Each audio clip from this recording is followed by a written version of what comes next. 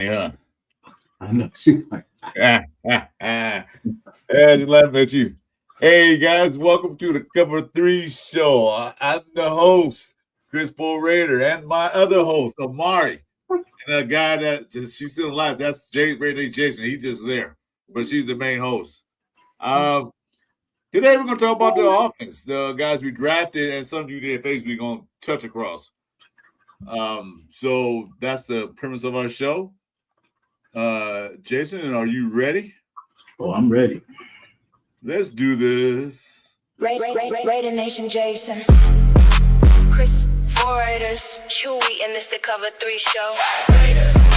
Raider Nation Jasin. Chris, four Raiders. Chuy, and this the Cover 3 show.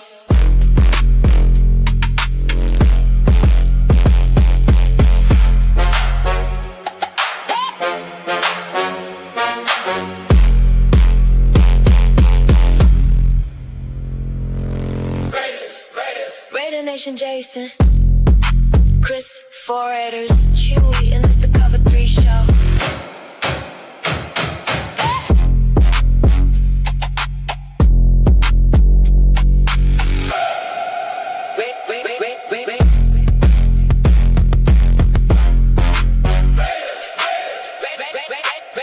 Raider Nation. Raiders.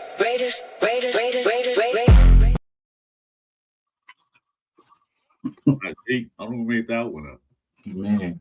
Hey guys, welcome back. We gonna talk a little offensive ball with the draft pick. Also gonna talk about the players, the stats, and some of the UDFA draft, offensive draft they pulled in. So we only drafted 4 offensive guys. How do you feel about that, Jason? Yeah. But I mean, we drafted, the necessary, which, for me, I was all like, remember we talked about, we said, I was saying like defense, I think will be good, but offense was the problem. But offense needs to get more opportunities. And how do you get that? By the defense taking the ball away. So, you got to build this defense up. And that way, we can compete with anybody. You know what I'm saying? Because if we can get the ball back, we have an opportunity to score again. You know what I'm saying? And like it gives us extra opportunity. So, I just want to see us score points. But I mean, I get it. Like you even mentioned too that, their goal is to get this defense stacked up first, and then they feel more confident than we are in the offense. So we will see. Let me shout out to the chat that's in here. Peter Mark was the first one. Hey, what's up, Mark? How you doing? I am in your building. Welcome to the show, brother. Appreciate it. Hellboy's in here. Hey, Hellboy, what's going on? Hey. Yeah. But well, we drafted what we need because everybody was hollering, even you. We need to draft full line. We need to draft a wide receiver. We need to get I don't want to holler about running back. Yeah, I'm like, we need a running back to complement Genty. And basically, we got all of them. Now, they wasn't the pretty picks. They wasn't the shiny new object. They wasn't the one the whole media was talking about. But if you watch the way we talked about it Sunday, we watched the way the Raiders drafted.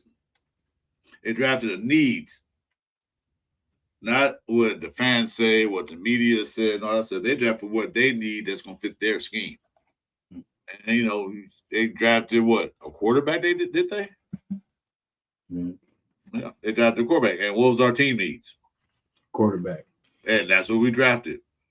The best quarterback in college last year. And I'm gonna go ahead and pull up his stats. And they're gonna show all the stats from Cal to Indiana. See, so there's the stats from Indiana. Great school. Cal. Very good school. Great school.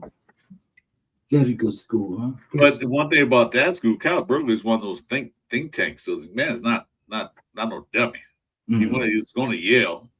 His daddy went to Brown, Ivy League schools. He went to Cal. So best school in the world, You can't be a idiot to go to those schools. And he's not idiot. He talks very well. So you look at his stats, especially year Willie wasn't that good. Look at that. What? 700 yards, 9 games, 10 touchdowns. Yeah. Oh, 10 interceptions, excuse me, and 14 touchdowns. Still, he had more touchdowns than he did interceptions. Yeah. Not like the last quarterback we had. So, that was good for a freshman playing at Cal behind a suspect O-line. I didn't watch that much Cal, but you did. Yeah. What was that Cal O-line like? I mean, we ran the ball pretty well. It's just we didn't have like those big name wide receivers and stuff like that. Like it was kind of like how we have it now. It was just like we didn't have really a standout, but we had Jay Naat back then. And then we pretty much like I said, we're running team. He ran a lot too. You know what I'm saying? Like, but he was able to, that was like I said, his first year. But he ran. I mean, that's how we kind of knew him because that boy was running for his life the first year. And then second, he kind of settled in, as you see, like 6 interceptions, So yeah, he went from 10 interceptions to 6 interceptions and 2 more touchdowns. So he cut the interception down by 4, picked up a TD by 2. And that was his second year. Yeah. But it was that third year in Indiana was got him that trophy, both of them. I mean, he got trophies. Not only the Heisman, he got other trophies too. So, look at that. I mean, and you would think that, he only threw for 3,500 yards. And that's good in a sense. And people say, well, some quarterbacks in college do 4,000. Good. But did they win the championship? Did they win the Heisman? No. Yeah. Yeah, we weren't really a passing team. Like, we definitely were a running team, if anything. How you – hey, what's up, Raider Ryan?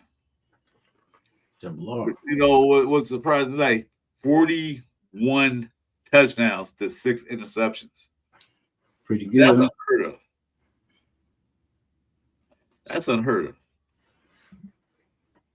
So, he did good. And the team he was playing for didn't have all the 5-star recruits, the big name high school guys that went to Indiana. No, Indiana, like we said, it's not a football school, it's a basketball school. Yeah. But they didn't have all the big time recruits. They did have a couple of transfers. I'll get to that in a minute. Yeah. And then Surratt came too, because Surratt was with us. I want to say either his first year or his last year at Cal. He's at Cal too. Yeah, and then he transferred over with them too. And our defense, like Cal's defense, was good too. That's the thing. We run the ball, but we didn't have like wide receivers and all that. But we did have a pretty good defense kind of that year too. So with a good defense, he can do his thing. And a good running game because Hemby came from he's on the UDFA. We'll get to him too a little later on the show. Yeah. He transferred from another school. I forgot what school he transferred from, but we'll get to that. So do you talk about his running game? What he ran? So, I mean, I don't expect a 500 yards, 1,000 yards from a quarterback. I don't even want that. I want a quarterback that can throw the ball. Set the table, get them touchdowns, get first downs. Hardest working man in the Raider Nation, James Furpo, Raiders. So, I'm cool with the stats. Like, well, because Brady didn't want a running quarterback. That's what he said. I want a running quarterback because you get the chance of getting hurt. So, and then you want to talk about his fumbles. Not really that much on the board. So he took care of the ball. No fumbles. In fact, I take that back, y'all. About Surratt, he did not go to Cal, so I misspoke on that. Okay. I thought he did though. I might be thinking of somebody else, but somebody I thought came over with him. Yeah, so he was a safe quarterback. Dude took 6 picks, but most quarterbacks are going to throw a pick. I never heard of a quarterback going through a whole season starting and not throw at least 5 picks. Yeah. 4 picks. I think I heard somebody do 4 picks. But other than that, I mean, you look at the stats. 2 rushing touchdowns his freshman year at Cal, 2 rushing touchdowns his sophomore year. And then in Indiana, he has 7 rushing touchdowns. Mm-hmm. So he knows where the end zone is. Yeah. Where to throw it or run it. So the question is, the big debate is, should he start? Yeah. I mean, I would say, because I mean, he's not gonna see. There's 2 sides of it, right? You don't learn by I mean, you do, but you don't. You learn by kind of getting hands on. You know what I mean? Because I could watch from the sideline all day, but my first play isn't going to be great just because you know what I'm saying? You got to kind of experience things. You got to see things. Now, like with Kirk, I feel like Kirk really honestly gives us the best chance right now due to he kind of knows. I just give it because Kubiak and his relationship, he kind of has a heads up of kind of what Kubiak likes. So that's why I say like that's where he kind of has the heads up on that.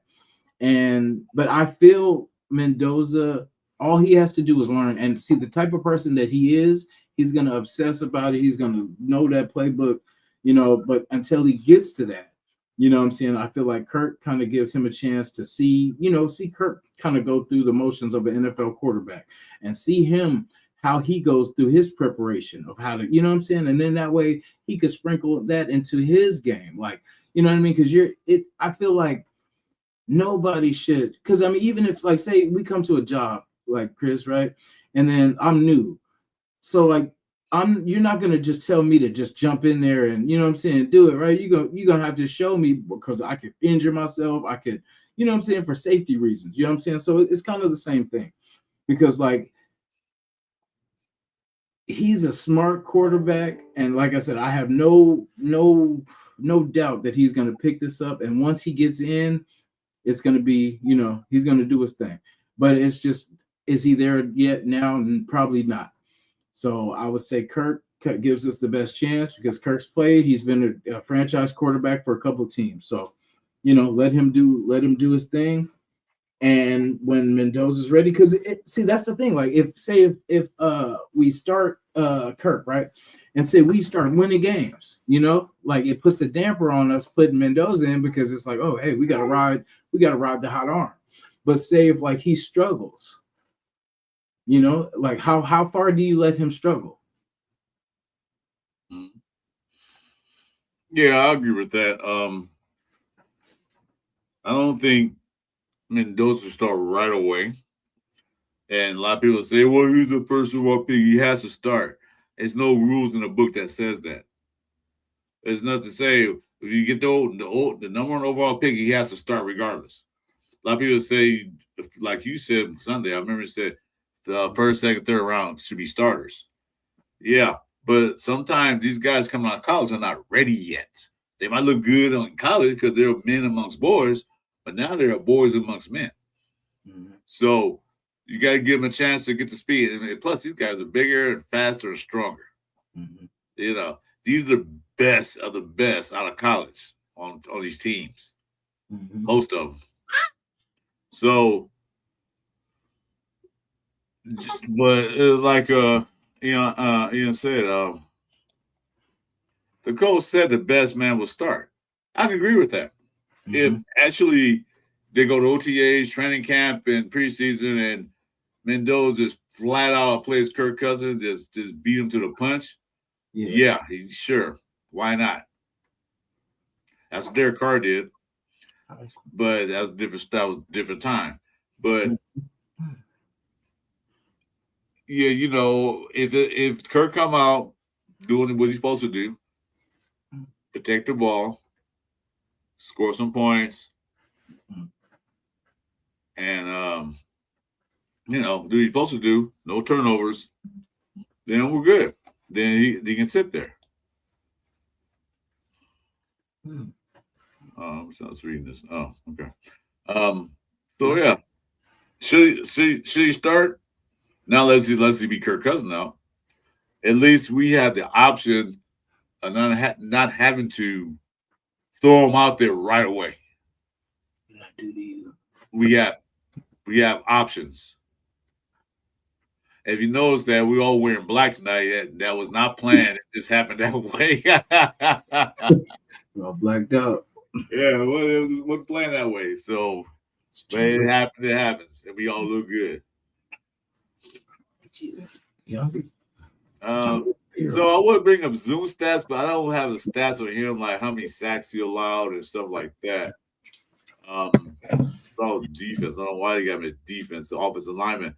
But what do you think about that Zoom guy? I like him now. I like him. I mean, I did not like him then. It was just I was just confused of the order of the draft. But someone said he was number one in the country, and was it pass block? Pass block. Oh, pass he block. had the highest grade in pass blocking in that whole college, all college. Oh man, we need. So, what'd that tell you? Smart pick. All right, but now this is really smart. Why they picked him? The man can play both guards, left, right, and tackle and center. So he's a backup on the whole line if he don't start. Which guys, that's cool. Because if he's not starting, one guy go down, he can jump right in. Left tackle at that too, which is I like, because remember we said too, I was concerned about Miller and JPJ, hopefully staying healthy, but this way it kind of gives, because I think their mind is in the same place. They're like, hey, just in case. I don't know. He played tackle in college, but I don't know if he can play tackle in the pros because the arms are kind of short for a tackle. Yeah, he has the right size and everything else, and the right and feet work and everything is great. Mm-hmm. But as far as tackle, I don't see it. Probably guard for either him and Burford will probably battle for that guard, or him and Meredith and Burford. Oh, that's one thing good. We got a battle. Mm-hmm. So whoever's better going to start. Yeah. So, but yeah, tackle. I don't see it. I think the tackle is going to be if what's his name? I forgot his name that quick. Cole Miller goes down. Yeah. It'll probably be Grant. Grant. Yeah, it'll probably be Grant. If Grant don't play the right side, depending on what Glaze do, we'll see what happens with that. Yeah. But as a tackle, it can experiment with it, but I don't know. His arm's kind of short. Yeah. We got big ass Dalton Wagner too. Yeah, we do. He's still there after all these years. But anyway, not too much on him because I can't find the stats on how many sacks he allowed. I don't know why it won't come up. But anyway, here's another guy we're going to talk about. Let's see. We didn't talk about that yet. She want to talk about somebody else. Yeah. There's a guy we want to talk about here. Hey. Malik Benson.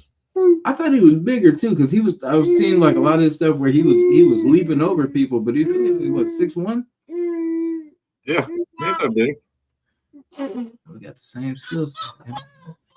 What's going on here? Just I'm like 20 pounds, heavier, but you know what I'm saying? I lost my screen.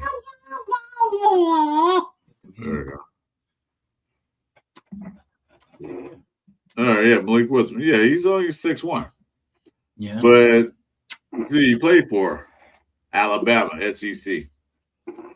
14 games, 30 receptions, 162 yards. Not good. That's why he transferred to Florida State. 12 games, 25 receptions, 311 yards. Not really that good. I guess you like this player. And then he went to Oregon, 15 games, 43 receptions, 719 yards. Now, that's not bad, really, but you got to look at it. Look at the yard average. 12, then 16. That's what you want to see. Yeah. That's automatic first down. Yeah. Raiders, hey, what's up, Raiders, man? You ready to come in, bro? Because it's cover 3 show, we don't got 2. Hit me up if you do. Man, my screen's messing up. Hold on, guys. We in that Raider 2. That Raider 2. There you go. Yeah. So I like the pick. And what you said in your receiver, like I said, it wasn't shiny, it wasn't big, but it was a pick. Mm-hmm. You know, he has special skill set that he can bring to the Raiders. Baby trying to say Raiders. She's getting there. Yeah, oh, you know it. Telling the Raiders. Yeah, let's go. Let's go. Okay, so yeah, I mean, I thought that was a surprise pick for me, but it was a pick. Yeah, I didn't think he would be, you know what I'm saying, like that late. You know, I thought he would have got picked up, but yeah, but I'm cool with it. I mean, you said, well, we got a ton of receivers. Yeah. Oh, it's gonna be a good battle. Oh man, I'm gonna bring up we got 9. Now count him 10, and I'm gonna bring up the UDF to be signed too. We'll get to that in a minute. We'll talk about those guys. Yeah. So it was and what's so good about that? Each receiver being a special skill set. Yeah. And so there's gonna be a battle for certain spots. And a lot of people say he might be special teams. Yeah, probably. More likely, a lot of rookies that come in here don't usually go special teams. But they already got a special team player that they got from Seattle named Derek. Yeah. Derek Young. He's a special team beast. So, you know, if somebody beat him out, good luck. Yeah, like the Bachmans and all the, you know what I'm saying? Like, I don't see Bachman making his team. Yeah, no, that's why I feel like these guys will be replaced. And then, like, you know, it should be like that. We are, you know, there's some that are gonna stay, but like that's why we'll at some point too look at who do we think, like, who do we see the 5 that we'll end up keeping. Yeah, Donnie Thornton. Yeah, the coach told Donnie Thornton that I'm on his way. He told Dante Thornton that you're gonna need him to step up this year, pretty much. Yeah, I can't read that. I haven't given up on him yet. Like I haven't did it. We need that skill set too. We need that big receiver. You know what I'm saying? And I haven't given up on him. Because see, if you see, he did some kick and punt returns. Florida State, he had 1 return for 3 yards and 9 for Oregon for. Wow, that's not bad. 161, 17.9 yards carry. So he did some special teams. Yeah, but I didn't hope they bring him in for that. They already got a guy to do that. Yeah, I was gonna say, if we're smart on offense, Brock Bowers should be the biggest decoy ever this year. You know what I'm saying? Because everybody's gonna try to double and take that away, and we should be ready for that. Like, you know what I'm saying? Yeah, exactly. And that's why these guys should get open. Yeah. You know, because if you send these 2, I don't know, Thornton, they sent Thornton out there, and then this guy who's fast too. Mm-hmm. They sent him out in the field, sent him out, and they can't double cover Brock because only 2 guys can catch the ball. Mm-hmm. If Thornton step up, or Tucker, or the other host of receivers they got there. The receiver was crowded. So I felt this pick was decent. We said we need to get some receivers. Yeah, we did. We didn't get Boston. We didn't get the other guy, Hurst. And they could have got him, but they passed him up and got somebody else. So they must have saw something in him or saw something in Boston they didn't like, or because he did come in for the visit. Yeah. And because the one thing about people don't understand what the Raiders are doing now, which I can see what they're doing. is that they judge people by their character and intelligence. Yeah. You know, because Gruden was bringing somebody because he saw his game. Say he's a Gruden grinder. Okay, but is he smart? Alex Leatherwood. So they're David Dan, what's it, Damon Arnett? Not David Arnett, Damon Arnett. What's that guy that idiot? They brought him in.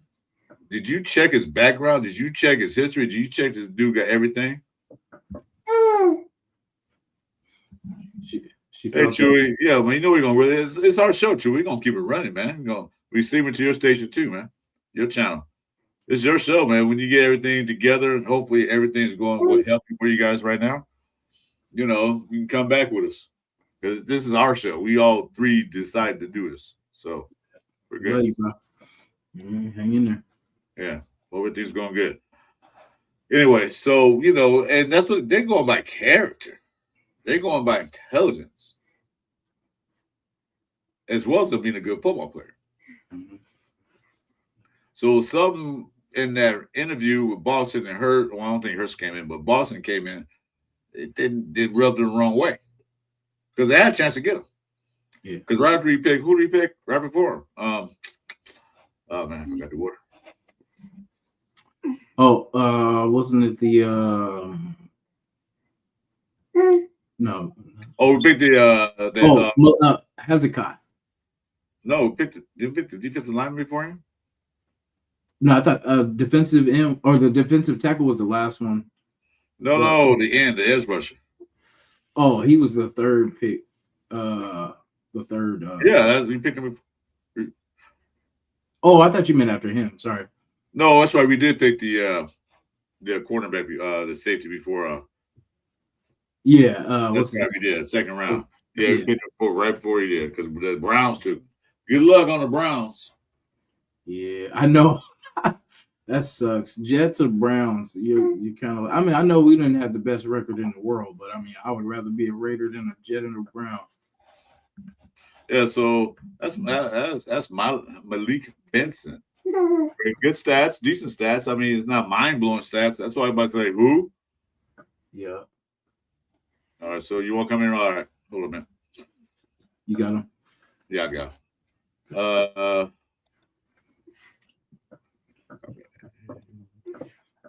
I'm gonna see you in a sec. Yeah, so you know, we got to see him on the field. We got to see everything, you know, on the field. Chris, I'm back screaming playoffs too. I thought I could contain myself, but I can't. So you know, there's a chance. You know what I'm saying? Like I said, it's up to Kirk really, because if Kirk can get us to a strong start. You know, I know. I'm believing the hype again. I'm sorry. But we got a chance, though. Till we don't. Oh, mama. We got a chance till we don't. You screaming playoffs? Yeah, I mean, you know, hey, because I think of everybody in our division, quarterbacks coming off injuries. You know what I'm saying? So I feel like that evens up the stakes a little bit. So we're going to just beat the hell out of each other and see what happens. You know, but we'll know. Like I said, remember last year I said we'll know by week 2. This one I think it's going to take a little bit longer to kind of see because we actually got some pieces. And with the defense that we kind of are putting together, you know, we are going to be way, way, way, way better because we're younger, we're hungry. Well, last year we had Pete Carroll say, "I'll wake up winning 10 games." Yeah, 10 games for breakfast. You notice how we got both coaches from Seattle? You notice that? Yeah. I feel like we picked Pete's brain on how, you know what I'm saying? Like, come on.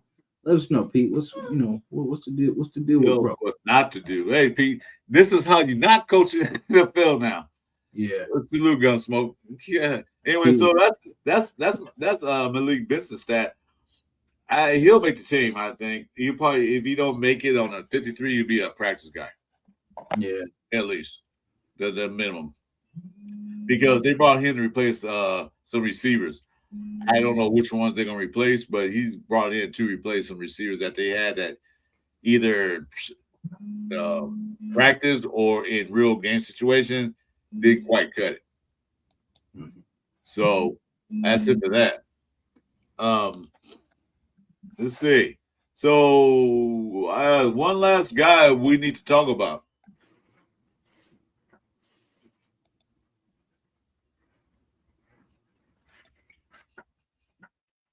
I'm gonna bring him up. I was gonna throw out a random name, but I'm not. Be serious. Be serious. No, I was gonna throw a name out, but I'm just kidding. Ah, my boy.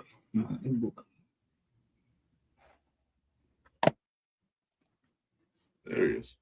That guy's still there. Mike Washington. Mike.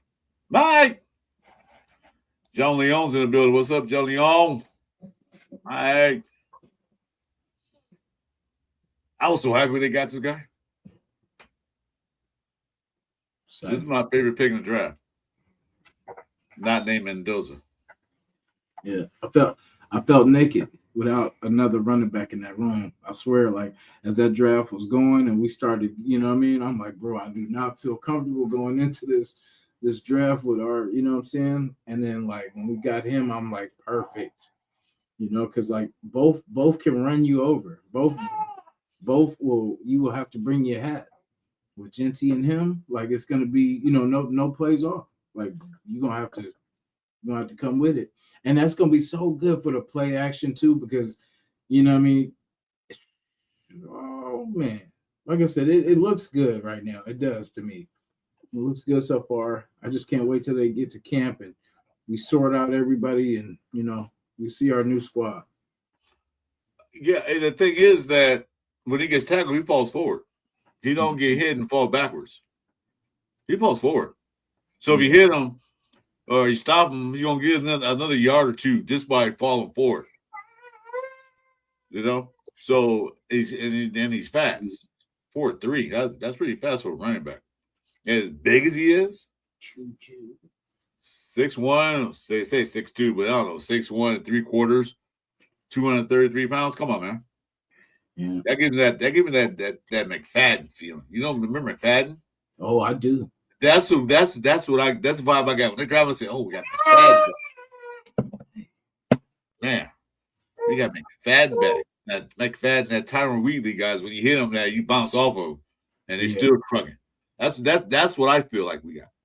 Yeah, and then Hemby, like I said, someone said it in the chat too. Yeah, I see. I'm gonna get to all the. Right now, if I just got, we'll get to the UDFAs. Yeah, we got him, and we got a few other guys there. But yeah, but so far, I mean, what did he do? See, he was at Buffalo. I know he was at Buffalo. I thought he went somewhere else. Oh, he did go to New Mexico State. That's what I thought he left from. But he played in Buffalo, and then played that many years. I mean, he had 13 games for 625 in his second year. Yeah, third year, I don't know if he played that. Well, oh, what's that mix?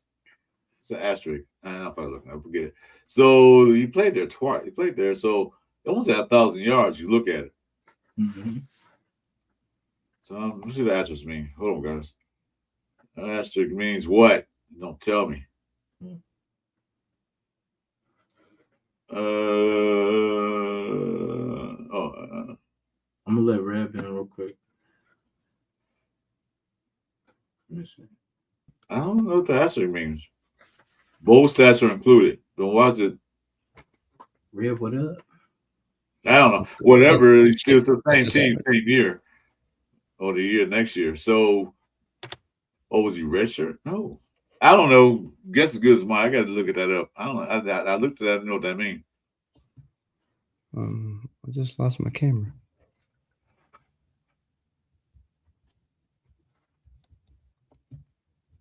He left the SBS and negative yards last season. He led the SBS. Yeah, one thing about Mike, one thing I ain't like about Mike, that he ran and sometimes he didn't get out the backfield. You know. So if he ran 10 times, 7 times, he had the backfield. But then again, that was in Arkansas. Which really that wasn't a good team. So with a better offensive line, you should be fine. still ran for 12, almost 1,300 yards. Mm. Even the fact that they get in the backfield, like Genty, Yeah. He'll run he'll run 3 times and get 3 yards. Then the 4th time he runs, he's getting like 40. Yeah. That's the kind of running back he is. He's one of those guys that at any given time he can just break off. Mm-hmm. Yeah, you know what? The only thing knock on him, he's done it straight upright. But Eric Dixon, what he did, he ran straight upright. Fadden did too. He ran kind of upright too. Yeah. He always get tackled, shoestring tackles. Yeah, but one thing run upright, if they can't hold on to you, then you're gone. Because he got some great leg strength. But I'm sure they'll work on it. Good thing Chip Kelly's on here. He probably say, hey, run lower. Yeah. I ain't running style, dude. It's a bit higher. No, I want you to crouch a little more when you run. Dude, I don't run that way. Yeah, so that was the happiest pick for me. Finally, we got a running back, a good running back. Not a big name. Not one of those guys, top of your tongue. But it was really that. Is he here?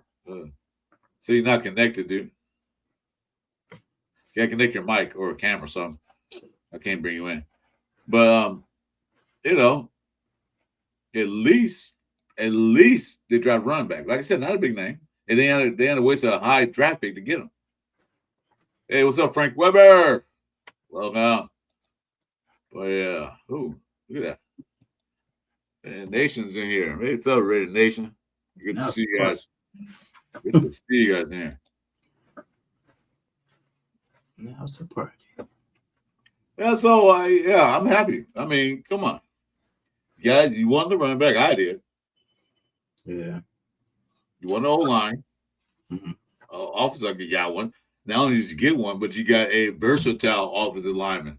That means he can play all the spots on the offensive line. Yeah. Not just dedicated, or just not a dedicated left tackle. That's all you can play.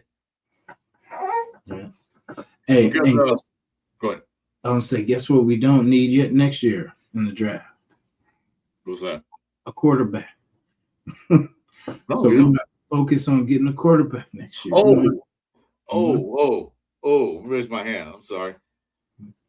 You know what the Baltimore Ravens did? Okay, I'm done with this. Let's see. Anything that we know fumbles, they don't really list as fumbles and stuff. But let's see. No, they don't. I gotta find a better stat sheet. Let's talk about this before I get to the UDFAs. Okay. So I heard 2 stories. This is funny. I forgot who. I was watching Rich Eisen. I forgot who reported on this. But the Baltimore Ravens were in the draft. Right? And they called a team. They didn't specify which team they was talking to trade. Did you hear about this? Yeah. So I don't have all my facts right. I just heard today before I came out here. So as the story goes, that they was going to trade with somebody, and the team said, okay. Then they called back to finalize it, and the other team said, oh, you know what? We changed our minds. Got him. And who reported that was a legit report. I forgot his name. I had to look at it again. I called him while I was leaving. I get my studio. I was in the house looking at it. Oh, shoot, I got a studio. Now I got tied up. He said, we changed our minds.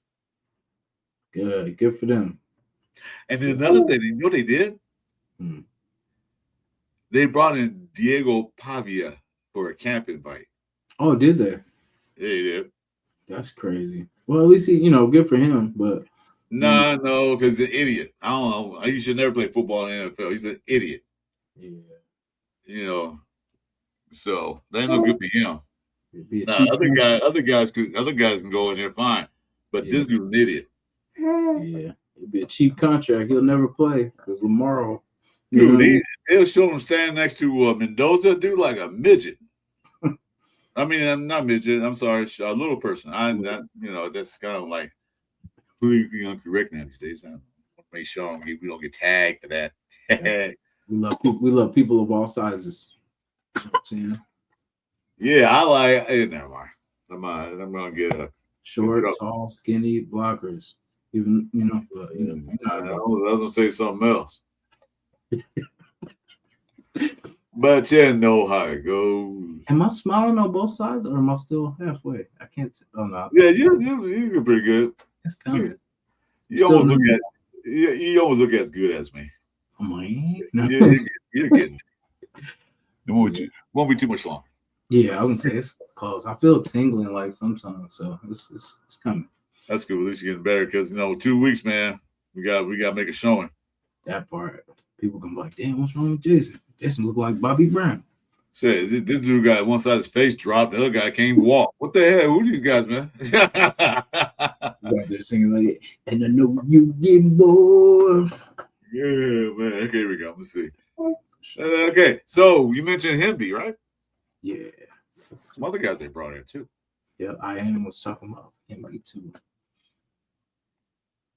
They brought some other guys too. You see that? Make it bigger. I mean, I can see it. Chat, can you guys see it? You guys see in chat? There There we go. There we go. Yeah. Those guys they brought in. These guys that actually they signed. You say Pavia spending his money before he even made a dime. Yeah, the party. Yeah, part. Yeah, see, you heard that story too. I heard that story. I was crying. I was damn near down. We changed our mind. You heard it too. You heard it too. Yeah, karma's a bitch, So that's what you get. And then they brought in Pavia. Okay, Walmart, see what you're doing. All right, anyway. So they got two guys, right? They got EJ Williams Jr. and Roman Hemby from Indiana signed to UDFAs. So I mean, they got a contract. Mm-hmm. EJ Williams, I think he's gonna make it too, either somehow on the practice squad, but I think he can definitely make this roster too. Like I said, it's gonna be a battle, but I don't know. I feel like he can make it. Yeah, look at that. Who's Chase Roberts? Oops. Didn't do that. Oh, well, it did it. It's Chase Roberts. Wide receiver, Highland, Utah. 6'3", yeah. No, there wasn't this guy. He's good. Got BYU. That's right. Yeah, I did hear something about him. Yeah. Yeah. He's one of those what Beckman. He's like a back Bachman type. One of those clutch receivers that he'll catch that third down and 5 or third down 6. He's one of those guys. Okay. There we go. The red man. All right, there you go. You're finally in here. Man, I don't know what's going on. It won't let me go on the computer. It keeps blocking me. Hating on the kid. So we are on the phone. Oh, so that's what that is. Okay, yeah, I heard Chase Roberts. UDFA. Yeah, I never seen him. I never seen him this year. But Why I didn't watch BYU? Is he like Puka? Is this the Puka? He's built like a damn brick shit house, that's for sure. Yeah, you see the size of that dude? He looks like a tight end. Man. Yeah. Watch him be the best wide receiver ever that we've ever seen. Hey, watch you come on be a Hall of Famer all of a sudden, like, man. Yeah, but they say he had good hands, and he's a clutch receiver. Yeah, he's nice. He's just not quick. He kind of like a Hunter Renfrow type. Oh, we don't need it. We got enough speed. We don't need it. Not the moves that Hunter Renfrow got, but I mean just good hands that third down type guy that's not the quickest, but he's gonna get open. Yeah, that's the guy they need. One of those clutch guys, because that was supposed to be what's his name? Beck. No, we'll see how that plays out. Supposed to be our third down receiver. I think Beck will do all right this year. I was looking at his stats because I was in somebody's chat earlier. He had 29 targets with 20 receptions. I mean, that's pretty good. with 229 yards, right? And then a lot of people are hating on the Ashton Genty pick because we didn't get Tedero McMillan. Tedero McMillan had 129 targets with 70 receptions. Yeah, and like I think he had like he had 1,000 yards on those 70 receptions because he had like 4.2 a catch. But Jack Bench had 11 point something a catch. So yeah, he had a lot of drops. That's what I heard. Yeah, I forgot the number was, but he had a lot of drops. That's a lot, bro. 129 targets, and you only caught 70 of them. That's almost that's 60 drops to 70 catches. That's barely 50%. And we had Geno Smith. Yeah. Exactly. He had Bryce Young, a first-round pick, throwing him the ball too. So I think a lot of people hate on that Ashton Genty pick because they wanted T-Mac, but T-Mac really wasn't all that. I mean, he had 1,000 yards. Yes, could we use the 1,000-yard receiver? I mean, yeah, but not one that catches and drops as much as Dante Thornton, in my opinion. Is that Myra G? Myra G was sub, man. I ain't seen in a long time. Oh my 50. Hey, we're going to Bakersfield. This time I'll recognize you. I'll find you first thing. I'll remember to see you. Oh man. Hey, I am brought up about the 4 drops too. That's the thing about the dude from Oregon too. In his whole career, 4 drops. Malik Benson. That's cold. That's cold. That's good. That's good. And he's one of those guys that wasn't he another one of those guys that started out as a walk-on, not highly talented, fucking flipping. Sorry. He's one of those guys we was talking about it earlier on my live when I was earlier. Is even if you look at, he was on the draft boards, right? But if you try to find him anywhere, type of like an EJ Williams, these guys were kind of unnoticed, right? They're kind of hard to find.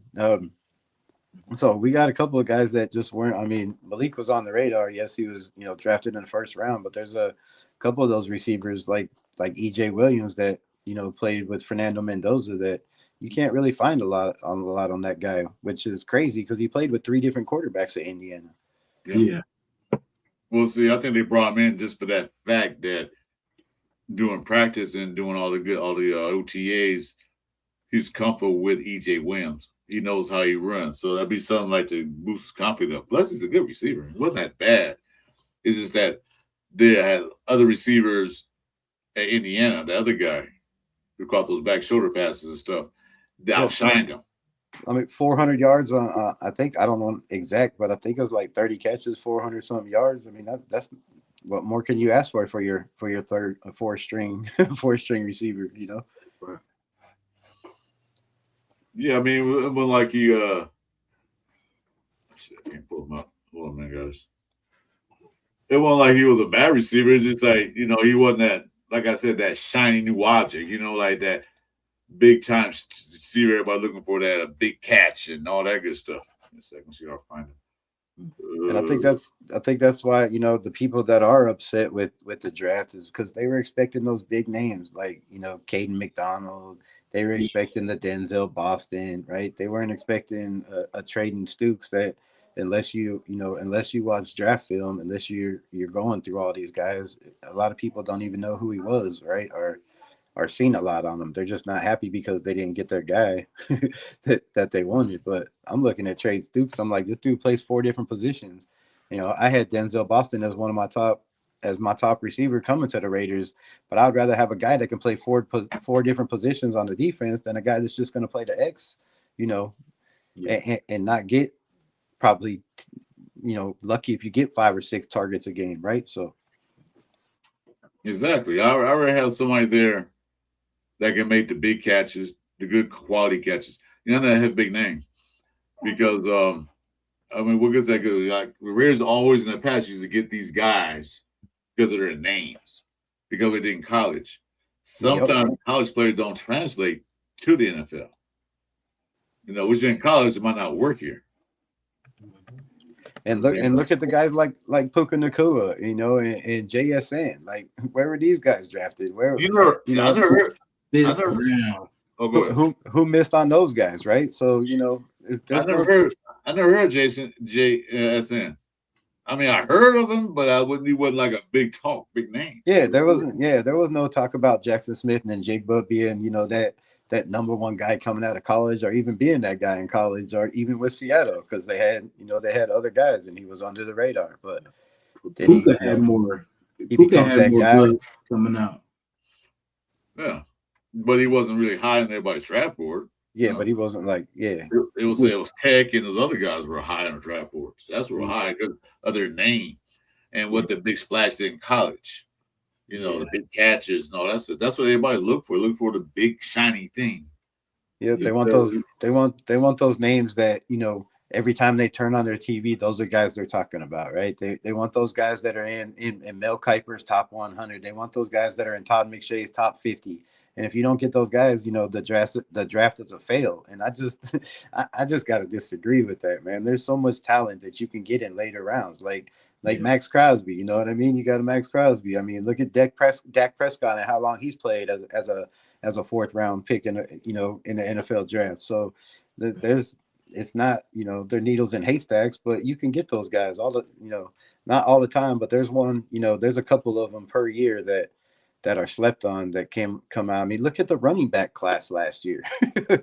I know.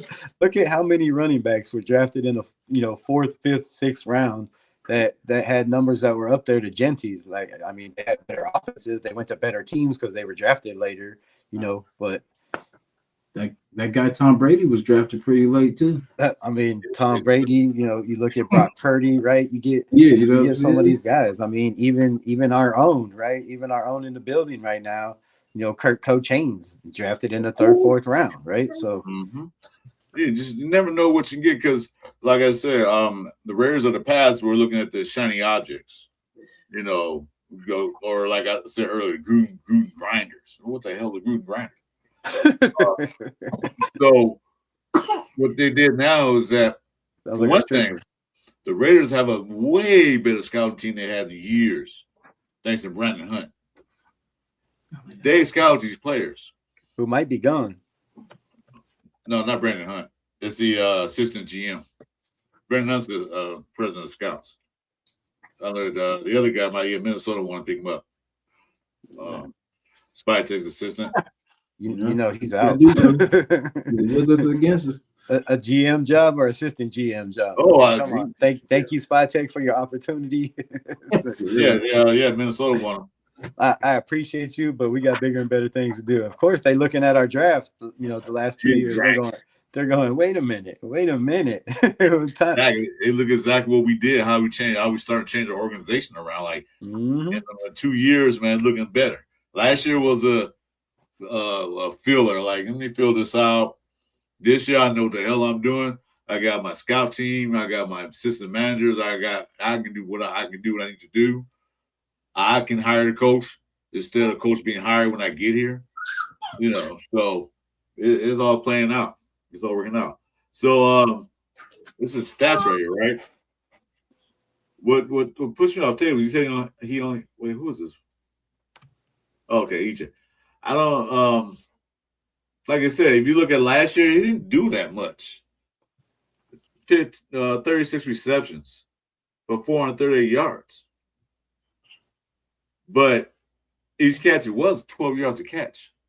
And he had 6 touchdowns. With only 36 receptions.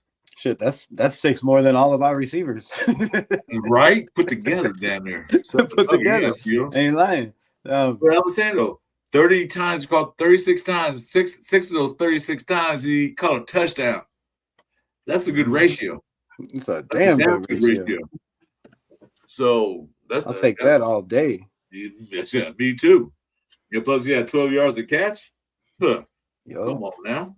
Like, we talked about this. I was talking about this in my live earlier. Everybody still thinks we need that X receiver. But if you're looking around the league, right, we need that 6'4" speed guy. But I'm looking at all these top receivers, and I had it on this phone. I was going to pull it up while I was talking, but since I couldn't get on the computer, I had to re-pull it up.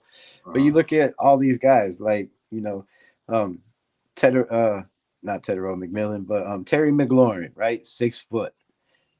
Jackson Smith and Jigba, 6 foot, right? You're looking, you know, Saint Brown, 6 foot. You're looking at, I mean, all these top receivers right now. And then you go down to 5'10", right? You have Tyreek Hill, you have Jalen Waddle, right? Like people forget that Miami had one of the best offenses in all of football with two of the smallest receivers, bro. They didn't even have a good tight end. They had Tua Tagovailoa throwing them the ball to two speedsters, and Jalen Waddle and Tyreek, right? Both of those guys are what, 5'10"? You know what I mean? So I don't really see like you have to have an X receiver when you got a guy like Brock Bowers. I just don't. I don't feel like the X, a big giant X. You have your possession guys, right? The possession guy, yeah, I know the X stretches the field, but you're telling me if you send Trey Tucker with 4.3 speed in that X position, somebody's not gonna follow him. They're just gonna let him go. The whole position is, yeah, you might throw it to him, but that's your number one target. You still have 3-4 more progressions to go through, right? And find the open man. So, it's a game of cat and mouse. You don't have to have that X guy that can make the big plays, right? Yes, you want the big plays. The fans want the big plays. Everybody wants the big plays, but now we have 2 running backs, 3 damn running backs. If you count Hemby, I mean, you have 3 running backs that you can just constantly feed the rock to and make big plays. You can pass out of the backfield in the screen game now. You have 2 physical tight ends. If you're in 12 personnel, right, that leaves 1 receiver. And a lot of people are forgetting now we have a fullback. So how many times is a fullback going to be on the field, right? You got 5 offensive linemen, a tight end, right, a quarterback, a running back, and a fullback. That's 9 guys right there. So Yeah. you're not. I don't think there's a huge need for that X receiver, especially in a rebuild, right? You can get one next year. There's also going to be June 1st cuts, right? There's going to be guys cut June 1st that were drafted from other teams that don't make the cut that they can bring in. The Raiders are great at picking up those former first round picks that don't pan out, and Caleb Von Chasen type guys, right? Bringing them into a different system. So there's always that option too. And then my biggest thing is you got Brandon Rice in the building, right? A young man that has an opportunity to play for a team that his father played for, a team that his father built a legacy at, not just at the 49ers, but with the Raiders, right? Went to a Super Bowl. Like, I don't know, how this kid's mindset is or heart is, but when you have that opportunity, I think that kid's going to, come out swinging for the fences, right? For that opportunity. I mean, I would if I had a chance to play where my dad played, and I'm already on the team, and all I got to do is not mess it up, right? Or go out and make some big plays. I'm doing everything I can, and when you got a guy like Jerry Rice teaching you, I mean, don't sleep on Brandon Rice, right? Don't sleep on Cedric Jackson, who came in, had a touchdown, 35, 40 yards on one play, last year with Kenny Pickett throwing him the ball, in an offense that we can't push the ball down the field, but they came in and did it on one play, and then he never got any more reps, right? So, we have receivers. That's why I don't think they needed to go a big receiver. You have to play the guys.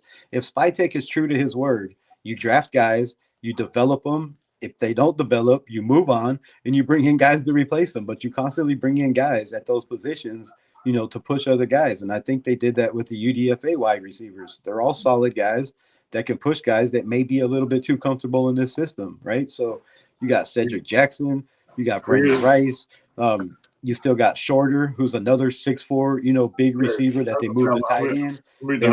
There's a reason they brought him back.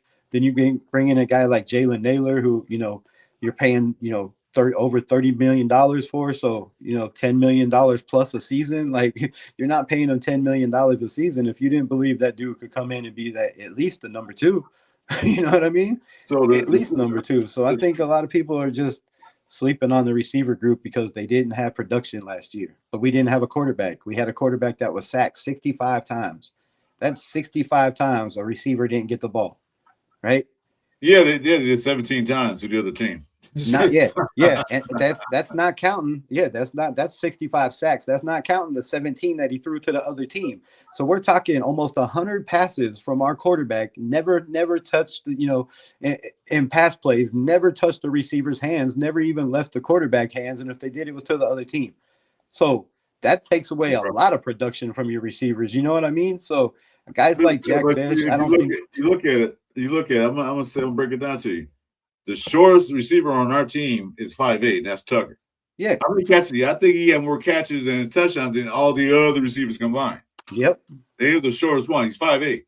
Because he's gonna be in Bakersfield. I get a chance to actually look Tucker eye to eye. The only NFL player you feel safe around. I got to do like this.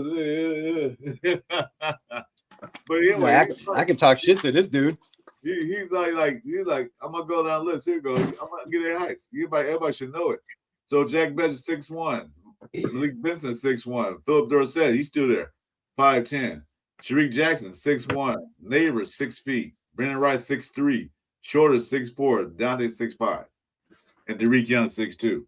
So they got big receivers. So I don't think we need to draft a big receiver. We need to draft a one who can make catches and run routes. Yeah, we just need possession guys and guys that can get open. Yeah, it fits this system. Like what we're gonna run. Because doesn't that feel like what San Diego, LA, and what's we call it? KC always do it, just pick us apart with those possession. You know what I mean? Just 5 yards here, 7 yards here. You know what I'm saying? Just dinking, you know what I mean? Just making it happen. People want to win with flash. People just want to win with flash. They want, everybody loves the big play, so you can jump up and scream and, you're on the highlight reel. I get it. But I'm in the winning, bro. I'm in the winning. I don't care if you run the ball, 500 times for 300 yards a game or 112 yards a game and you pass for 69 yards and we win 10-3. I don't care. I just want to win. I'm tired of losing. So I don't care if it's flashy. I don't care if it's the big guy. We got enough flash with Brock Bowers and Trey Tucker. And come on. And Jack Bish is going to eat this year. Jalen Naylor's going to eat. We're forgetting about Derek Young, right? Another guy that's got speed that can be, that possession guy. You see that guy? That dude is yoked, dude. So he's strong. I think he'll be more special teams, but he can get out there on the field. He can catch the ball. And we have something that we haven't had in the last 3 years. We got a head coach that's an offensive mind. The last 3 years, we've had 2 head coaches, 2 offensive coordinators every season.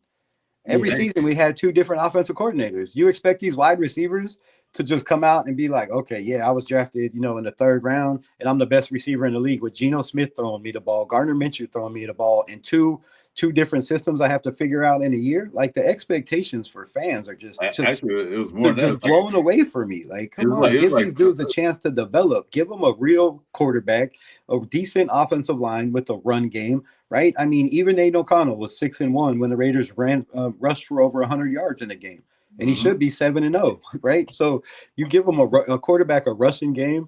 You give them an offensive system that's already there, that knows how to win, that just won a Super Bowl. And you give these guys a chance. And I think we got enough dogs on this team that are going to show that, man, they don't want to go nowhere.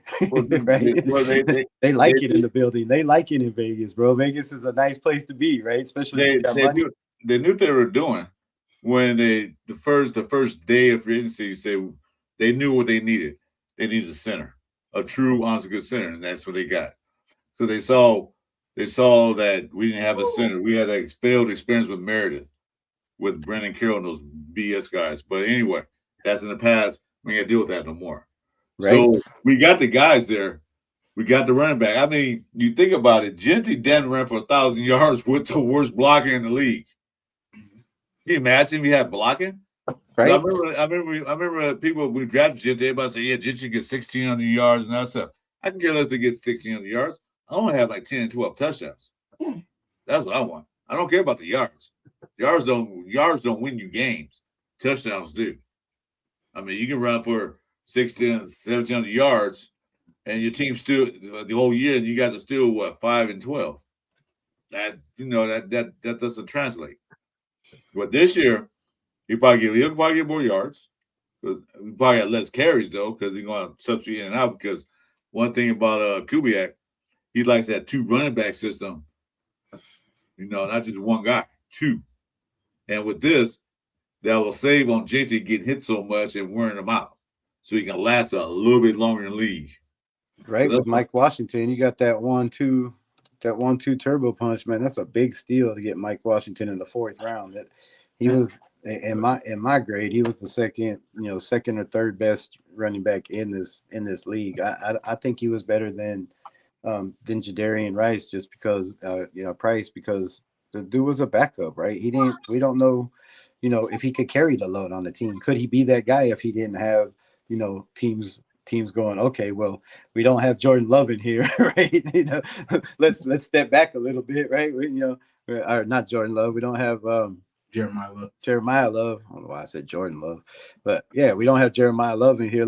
Let's step back a little bit. We could actually catch our breath, right? And then he comes in and does the same thing. So I'm not saying he's not a good running back or won't translate to the NFL, but Mike Washington, man, with those long steps and that size, 6'2", 4'3", 40, got them long legs. He runs high, and he can get low and run guys over. I've seen him run through the tackles at, way lower than he should be at 6'2". You know what I mean? So Jason had him in our mock drafts a couple of times. I picked him, he picked him. Like, but we had two separate mock drafts. I picked him. I did 10 mock drafts over the off season, and I had him in 7. yeah, me too. I did 2 on with him, and then I did my own. I had him in each one of them.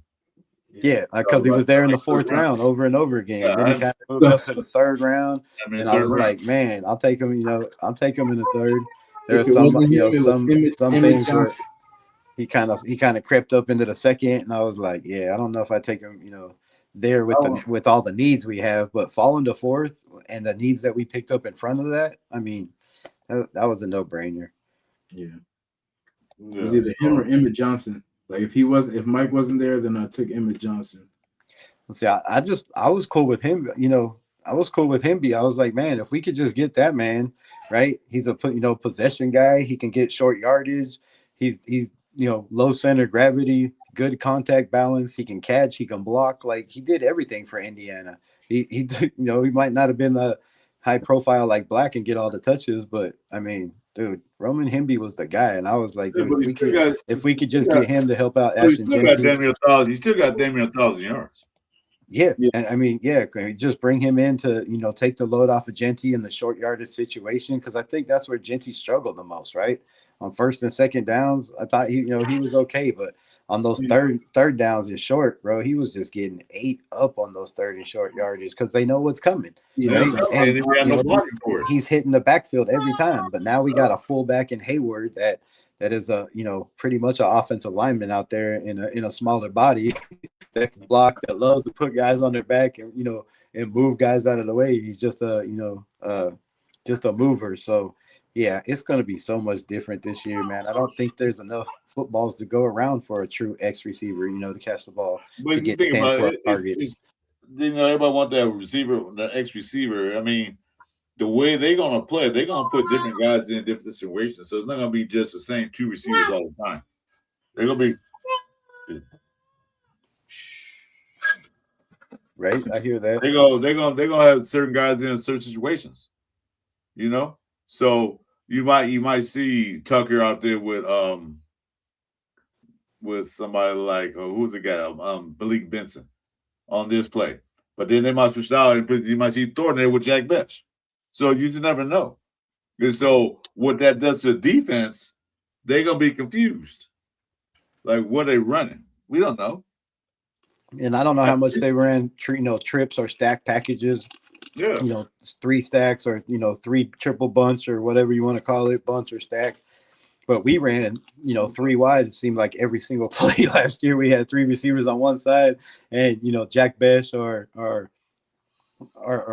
Brock Bowers as playing that true X guy. And I don't know how much they'll do that in Kubiak's system. I didn't really watch it enough or pay attention to how much they're Kubiak ran a lot. He ran a lot of 12s a lot of times. Yeah, so it was a lot of jumbo packages and lining Jackson Smith and Jigba, lining him up in the backfield, catching passes, and there was all kinds of trick stuff. I know his offense is gonna look a whole lot different now. And that's why I'm saying, man, just let these receivers give it a chance, right? I mean, they came out and said it's a full rebuild, right? That took the pressure off of all the coaches, off of everybody, because they admitted, hey, we need help, right? We need to do something different than what we've been doing. and they did that, right? They let guys go. They had a a pretty solid free agency, I thought. So they're making the right moves, and I just feel like they just continue to build on what they're doing, man. And this, the sky's the limit. You finally got a coach now. You got Robbie Leonard, who I think is going to surprise a lot of people on defense. With the schemes that he's been around, and as long as he's been in the league, I'm looking for a whole bunch of stunts, especially with a guy like Crawford now. I mean, the sky's the limit for this defense and offense right now. Well, he came out and said it that he told Kubiak what defense he want to run. He said, I want to run a 3-4. And they said, okay, I like that idea. And so he told Kubiak and Spytek, this is what I need. I want to run a 3-4. I need some linebackers with speed, side to side, and can tackle. I need some cornerbacks. And guess what happened? They signed two linebackers that played in college together. And they drafted 2 backfield DBs that play in college together. Yes, sir. So we drafted more cornerbacks in this draft than ever seen Bears ever do. Yeah, we drafted for need. That people can be mad about the draft all they want, but the fact of the matter is we got 2 damn good corners in this draft. We got 2 damn good safeties in this draft, and then we not even mentioning the UDFAs that guys like Xavier Sorry from Arkansas, who also played with those 2 linebackers you just mentioned in Georgia, back in the day. So they have a connection there as well. So now you got 3 linebackers if Sorry makes the team as a UDFA, and then in the backfield depth, you finally got 2 guys, like you said, play together. They're best friends. They feed off each other. They know each other's style, right? They know oh shit, he's beat. I need to get over there and help my guy. They know each other. They played each other for a while, and being best friends. When you have that on a team, they're still good friends. They know each other's tendencies. Like, I know what he's going to do. This situation happen. I know, Zach, I got your back, and you got my back. Yeah. It's no guessing game.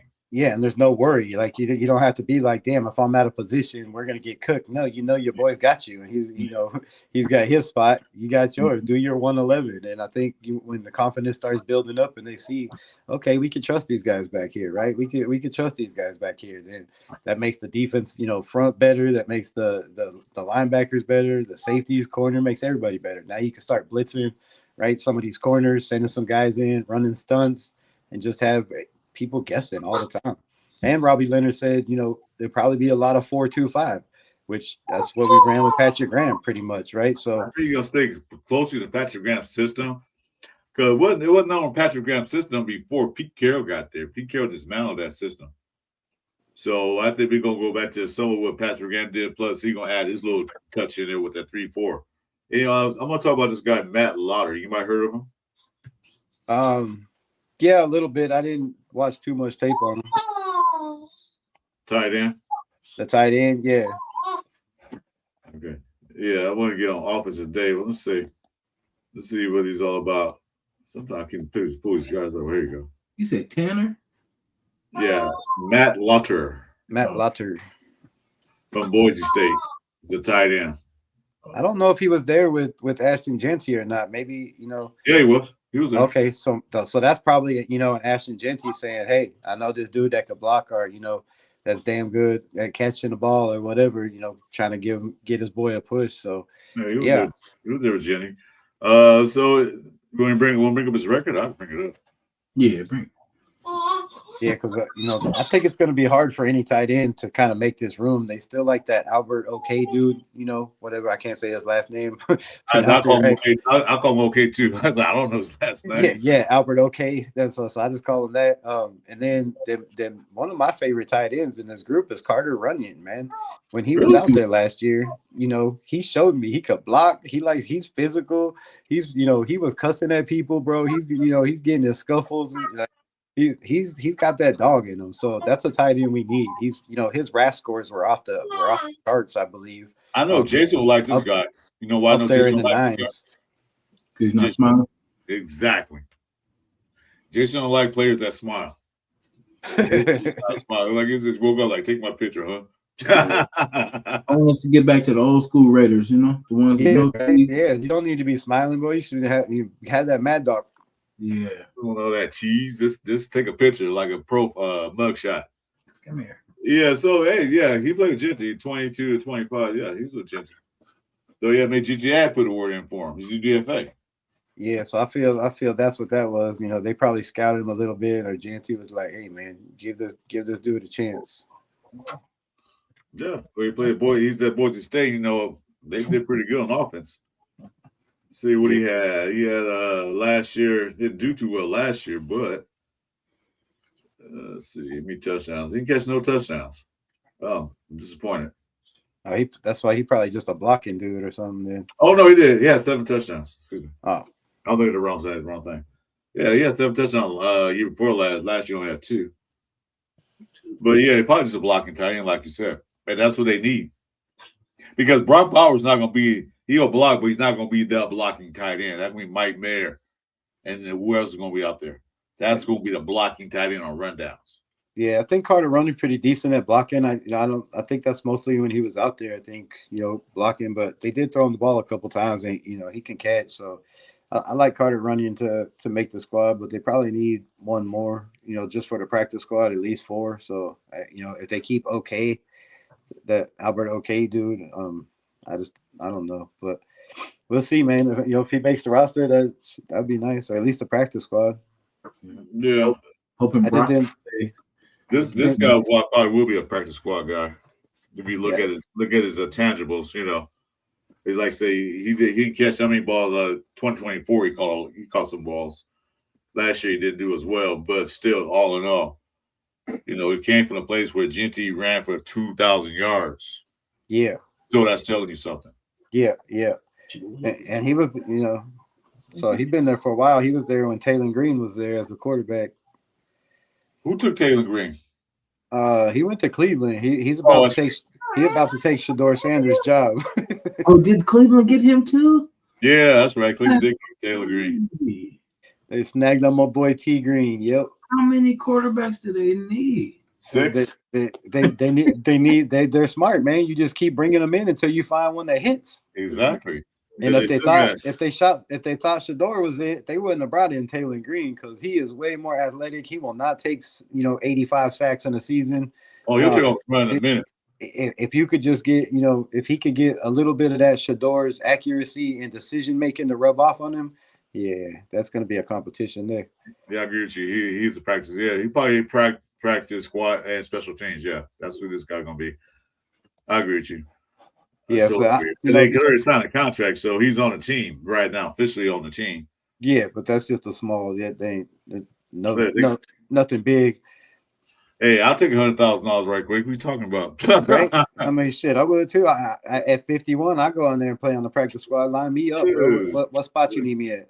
Yeah, I don't care. I'll sit on the bench, coach. What this one's good for? How much you pay me? $250,000. I'll get out there and beat a dummy. You could hit me. I go out there and play D line. I go out there and play line. Whatever you need. I'll get out there and let these guys run over me as linebacker. Get a little confidence. Whatever you need. Coach, okay, what coach? You want a cup of coffee? I'll get you one. What kind? You want a latte?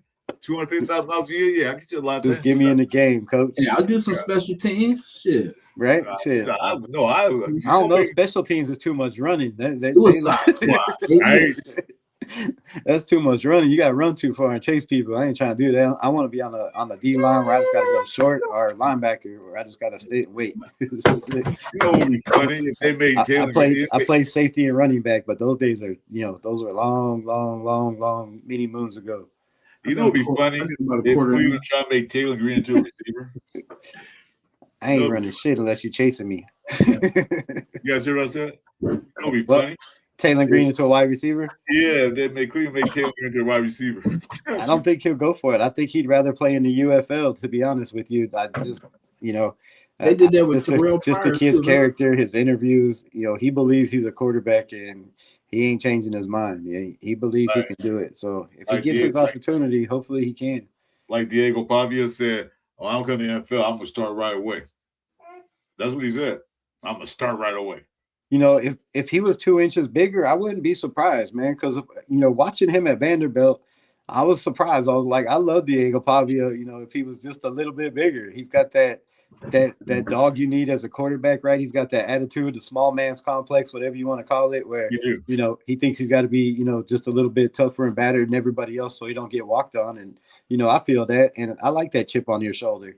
But then when I seen him on Gruden, man, when he was on Barstool Gruden, I don't know if you watched that, but I did. That's what I saw them on. Yeah. yeah, man. When he came up there and started drawing plays and was recalling plays that, you know, Gruden was showing, because I watched every quarterback that he's had on there for the last 2 years. That's why, you know, and some of those dudes, Tyler Shuck was on there. I was like, Tyler Shuck's going to be one of them ones when somebody drafts him, just I because said the same thing. because I his said, intelligence, man. And I said, you know, I said the same thing about Dylan Gabriel. Like, I was like, man, the intelligence, the recollection, right? The recollection to be able to recall plays that happened at the beginning of the season 2 years ago or 3 years ago. You know what I mean? Like, that's a damn good memory. So just the way they were, you know, to go up on the whiteboard, and then recall, because when you have Gruden saying changing everything about your snap count, right? He changes your cadence. You know, he's giving you you know, Freddie, you know, and you got to remember, you know, that. And then you got to remember, you know, Lava and Rock, right? Rock is run to the right, Lava is run to the left, you know, and I can't even believe I remember all this shit. But, you know, he's giving you all these things that you got to remember how to change the play, right? Rondo means we're running the ball. And he does all that within an hour. And then they go out there and they perform on the field. And these dudes, like, he just Pavia impressed me the most out of all those quarterbacks. That, you know, even the guy that was taking 13 to the Rams, right? Pavia was way more impressive to me. His intelligence to be able to change the plays, to remember what Gruden said, right? You know, using the calls Einstein, and, you know, chocolate, vanilla, right? Using all these plays, changing it to the left and right. I thought Pavia did one of the best jobs. So yeah, the Ravens, man, you know, if they sign that kid, as soon as I said, as soon as, you know, yesterday, I was like, oh, the Ravens are giving him a shot. He ain't leaving the building. And sure enough, they signed him. They're like, you know, so they're going to keep him in the building, I believe. So, man, this kid, if he was just, you know, if you could get some shoes, but so, you know, some shoes, but there's been small quarterbacks that have made it in the NFL. I just think those days, you know, are few and far between. But I got him right here. I got him right here. I am. Sawyer Robinson, a guy from Baylor. They signed the UDFA. Yeah, he did well on the Gruden show too, man. I was impressed by him and his arm, his accuracy. Right at the end of the show, they give you like a little basket, a little net, like 40 yards downfield, and he hit 2 out of the 3. Right, there wasn't too many guys that hit 3 out of 3. I think Diego Pavia hit 3 out of 3, and all 3 in the little squares too. Yeah, only thing about Pavia is, man, and not that he's short. It's just that some of his attitude is kind of like rub people the wrong way. Other than that, you know, he's a dog. He's the dog in a fight. So that's one thing I give him credit for. But it's the words he said and things he do. Yeah, the dumb shit. Don't sit with a lot of teams. So I can see that. You know, especially he could not come to Raiders, not because of his height, because of his attitude. Because we know what happened in Ruggs, and he was out there partying and drinking before he got drafted. Can you imagine he come to Vegas? Yeah. I don't think Vegas is the right spot for him, but somebody's going to sign him and have him as a backup. You know, he's going to be that dude that you can move the pocket, right? If you can move the pocket and open passing lanes for him, man, he'll pick teams apart.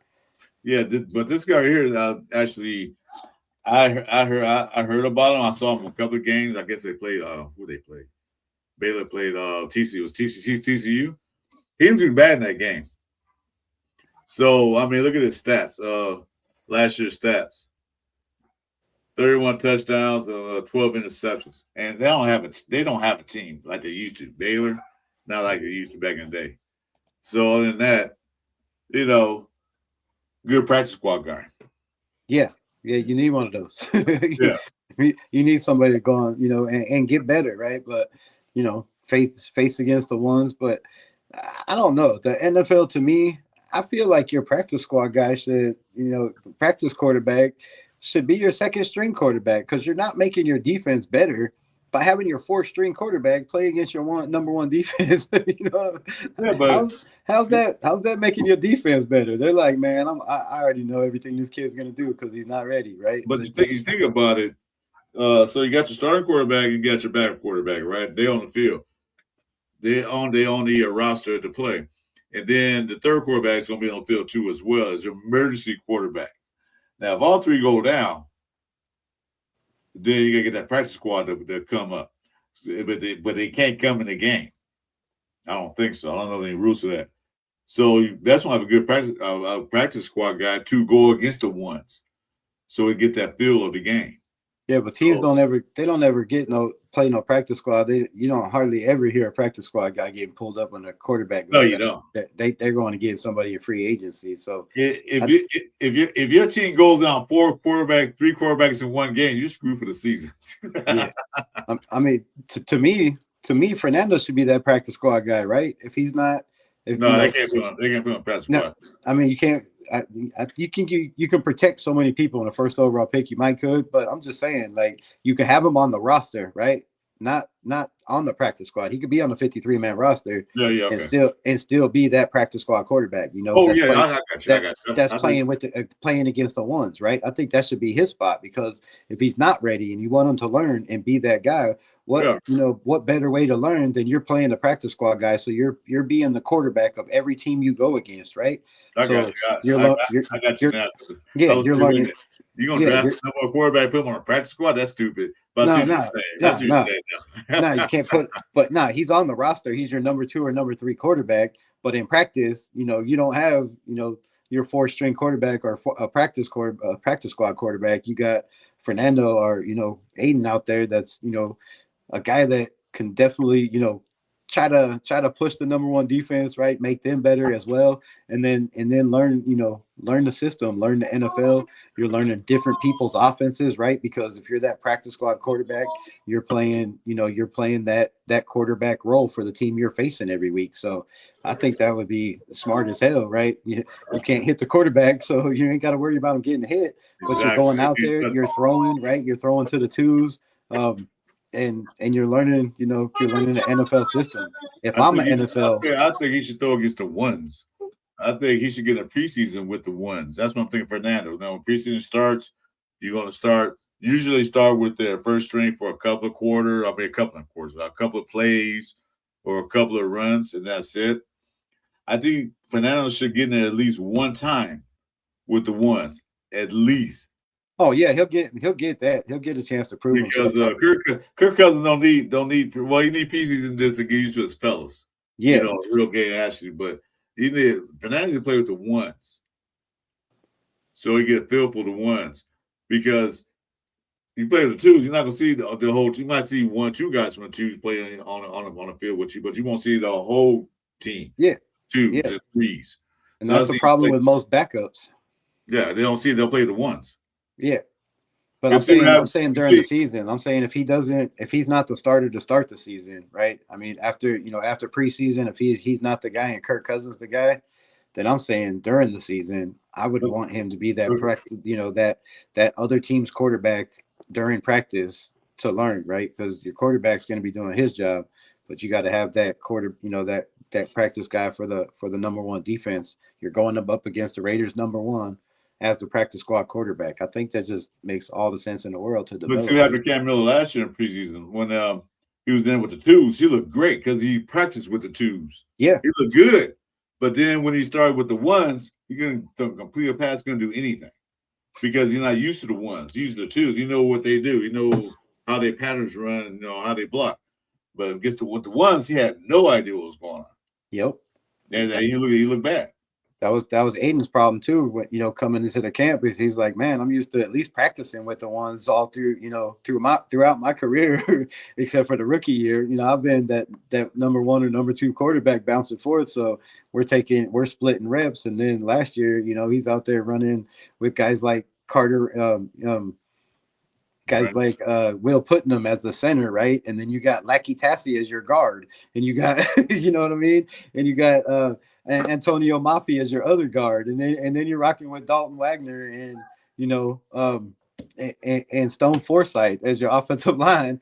Yeah, and you expect these guys to get better against a number 1 defense. It's you're setting them up for failure, and I think the NFL does that to too many teams. So hey, Jason, I thought you liked this guy. Which one? This guy right here, Sawyer Robinson. Yeah, the only thing that concerns me with him is every year his interceptions went up. So you know, what I mean, it's kind of Plus he's smiling too. Yeah, that's too much smiling, man. You ain't doing nothing yet. His interception went up. Get that virtual reality headset on and speed up the game like they're doing now for all these quarterbacks. And remember he played with Baylor. Baylor wasn't that you know, like they used to be back in the day. But practice squad guy, maybe if he makes the team. Let me find somebody else. Somebody said something about Missouri. We did pick somebody from Missouri State. I think of Missouri State. Yeah, Missouri State. The hell's his name? Colt something. Let's see. I'll say Colt for some reason.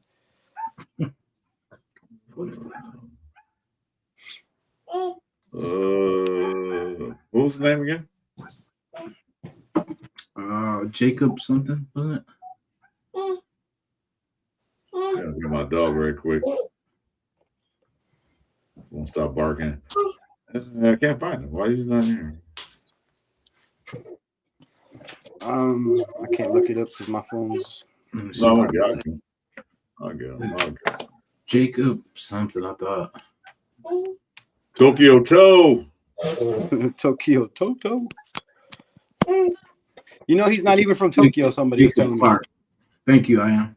He's from Japan, but he's not from Tokyo. Yeah, somebody. Why you call him Tokyo Toe? He's not even from Tokyo. Yes, I guess the name stuck. Somebody called him that.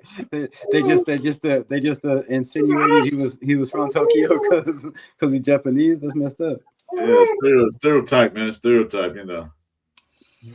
Jacob Clark.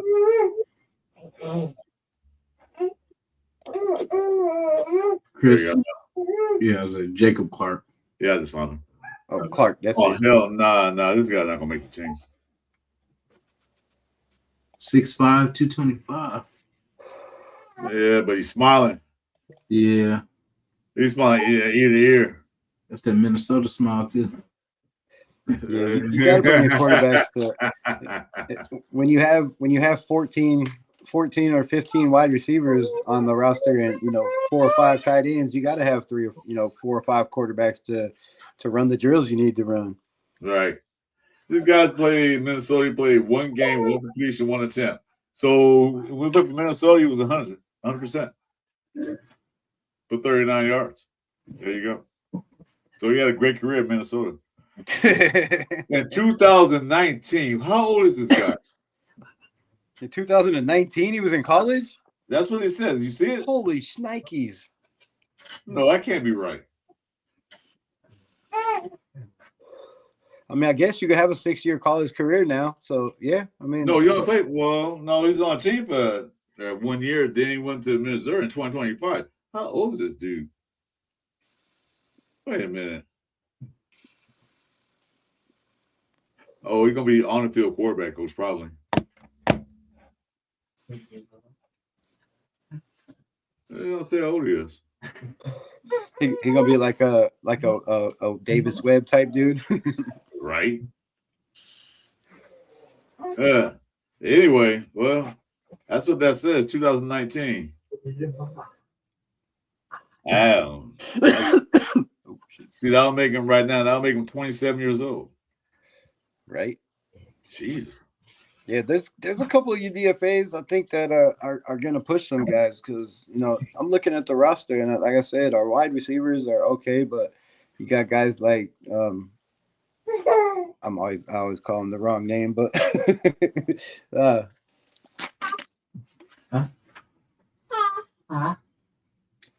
one of the Dorsets. Anthony Dorsett, not Anthony, not Tony, the other one. The other one. Philip Dorsett. I always get his name wrong. We got Philip Dorsett. Yeah, I don't think he sticks around. I just don't see a need for him really. Like, maybe as a veteran role kind of.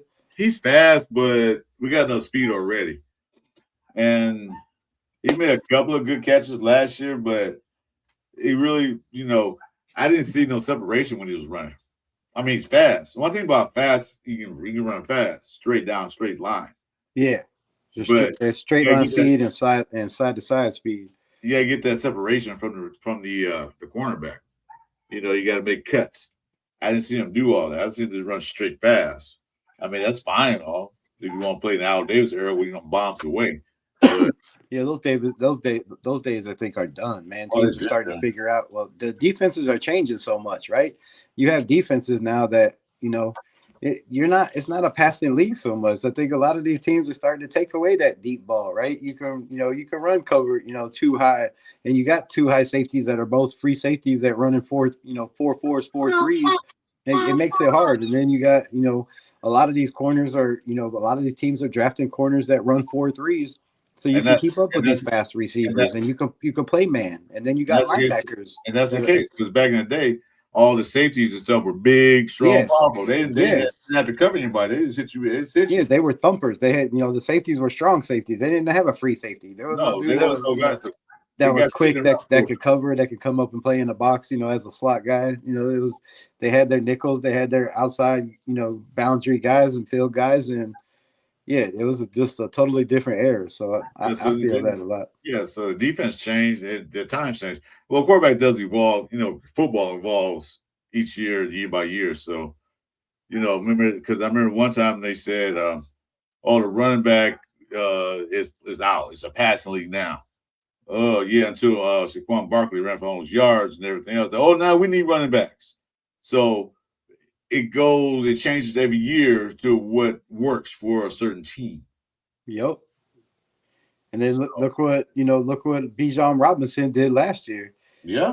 He had 2,300 yards from scrimmage. Yep. Let's see, running backs usually just run the ball, but now they have to be able to catch the ball too. Well, yeah. Now that everything's evolving in the sport, right? Your running backs can catch, they can block. They're 3 down guys. You don't need 3-4 running backs. There's still teams that like to have 2-3 running backs so they can keep their other running back fresh. But now these guys, man, there's just so many guys that are 3 down backs. I mean, you got running backs that can run punt returns, kick returns, catch out of the backfield, block. Throw the ball, if you need to on some trick plays. I mean, these dudes do it all, and they got crazy speed, crazy contact balance, and they just seem to get better and better and better and better. Yeah, the league evolved. So now, like I said, now it's back to we need a running game. Yeah, now you got to have one. Now we need. But before it was all just passing because running backs were getting paid no money. They wasn't really drafting running backs until Barkley did that thing. Like, wow, we need running backs. And that last year, that running back class went through. So, it's going to change again eventually. Oh yeah, it always flip flops. And running backs, you can never. I think they undervalue running backs for way too long in this league. And I mean, you could still, you could look at last year's draft and be like, oh, but look at all the talent they got late in the draft. Yeah, but if you keep those guys around for 3 years when they're, their rookie contracts get up and they turn out to be great guys, how much you gonna have to pay them? Just as much as you would, you're gonna pay them just as much as you would a dude you drafted in the first round if they have the same production, right? So, right, yeah. So we have 5 tight ends right now on the roster as we speak. Yeah, Ian Thomas, Runyon, OK, Meyer, and Bowers. I think I don't know how many they're gonna keep. I'd say 4 and maybe 1 for the practice squad. Do we trade Mayer this season? If we get good price for him. I don't. I feel like that's another thing where Clint Kubiak wants to see what he's got, right? See how we could use Mayer. Can he be that blocking guy to help? In 12 personnel and have a fullback out there. Could you imagine being in 12 personnel and having a fullback with Nation Jasin? I mean, come on. We're gonna run all over teams and Mike Washington and Roman Henby like in short yardage. So I think it's gonna be fun. I feel like and the way that tight ends have been being there wasn't I guess a lot drafted real high in this draft, but I think they slept on a lot of them. A lot of them are going to be surprise guys when they get on the field, right? Like that dude over there with the Cardinals. I don't know why I always forget his name. Yeah, and the cat for Green Bay. Like these tight ends are just getting bigger and bigger and faster. and could do it all as well. So I don't know how Well, much of a trade value market there would be for a guy picked second round that hasn't really showed anything, right, for Michael Mayer. So if you're going to trade him, you have to at least give him this year and at least bump up his stats, right? But you got to look at tight ends now, because it's kind of on college and tight ends that they're drafting. They're oversized receivers. They're basically oversized receivers. They're not a true sense of a real tight end. They're just big giant receivers made a tight end. So they're more or less receivers now. Yeah, like Sadiq running a 4.3 40. That's just freakish for that. He's more just a giant ass receiver. That's what he is. That's freak, and that's what we have with Justin Shorter. That's we brought him in. We put him at the tight end spot. We put him at the wide receiver spot.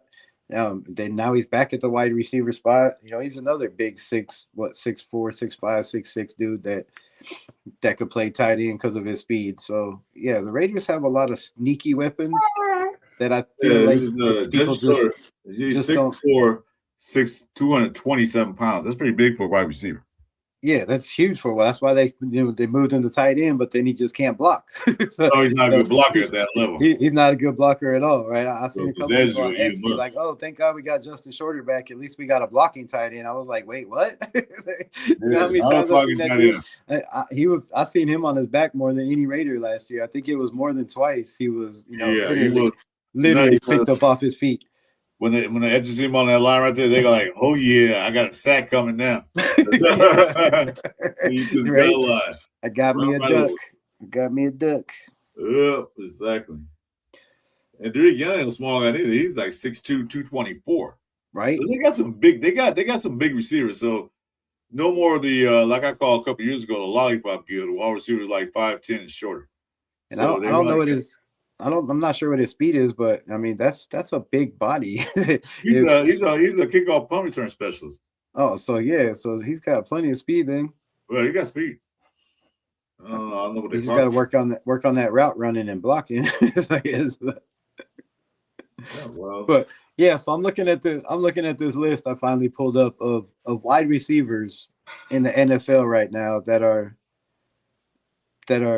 top guys that are 6 foot or under. Armand St. Brown, 5'11", right? The Lions, elite route runner, one of the top tier target volumes in the NFL. Zay Flowers, 5'9", right? 5'9". Elite playmaker. Jalen Waddle, 5'10". Wande Robinson, 5'8". Stephen Diggs, 6 foot. Devontae Smith, 6 foot. Khalil Shakir, 6 foot. Tank Bell, 5'8". Lad McConkey, 6 foot. I mean, the Panthers, Deontay Johnson, 5'10".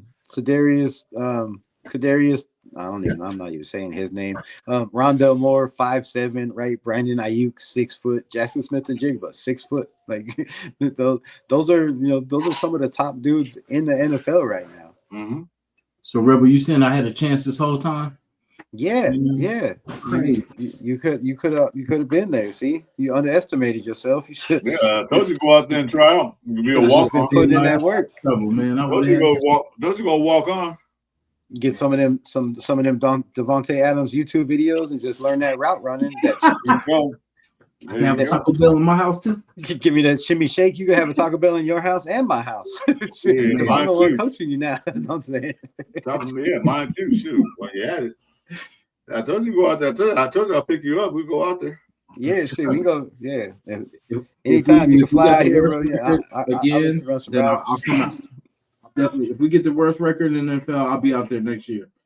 Walk on. Right. Well, you know what? We're gonna hold you to that. We're gonna hold you to that.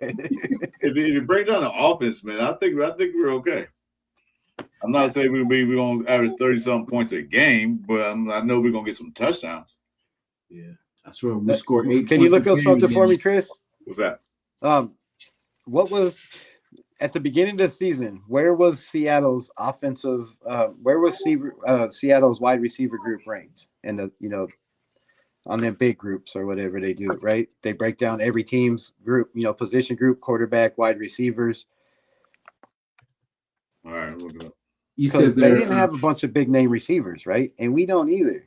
But they made it to the Super Bowl, and they have one of the top. They lost DK Metcalf. Yeah, they lost Tyler Lockett, and they moved Jackson Smith over to be that so-called X receiver, but he pretty much played all over the damn field. So he wasn't that true X that just, lined up at the X no matter what.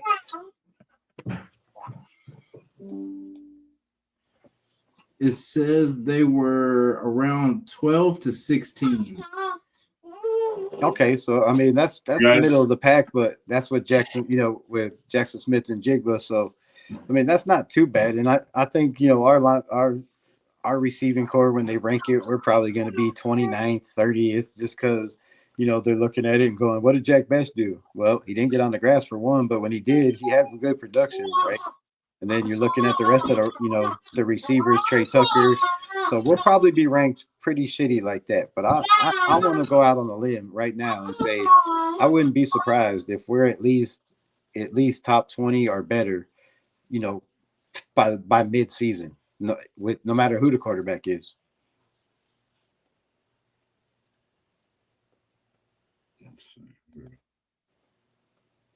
See, there go the receivers right there. The only person I know was Cooper Kupp. That's it.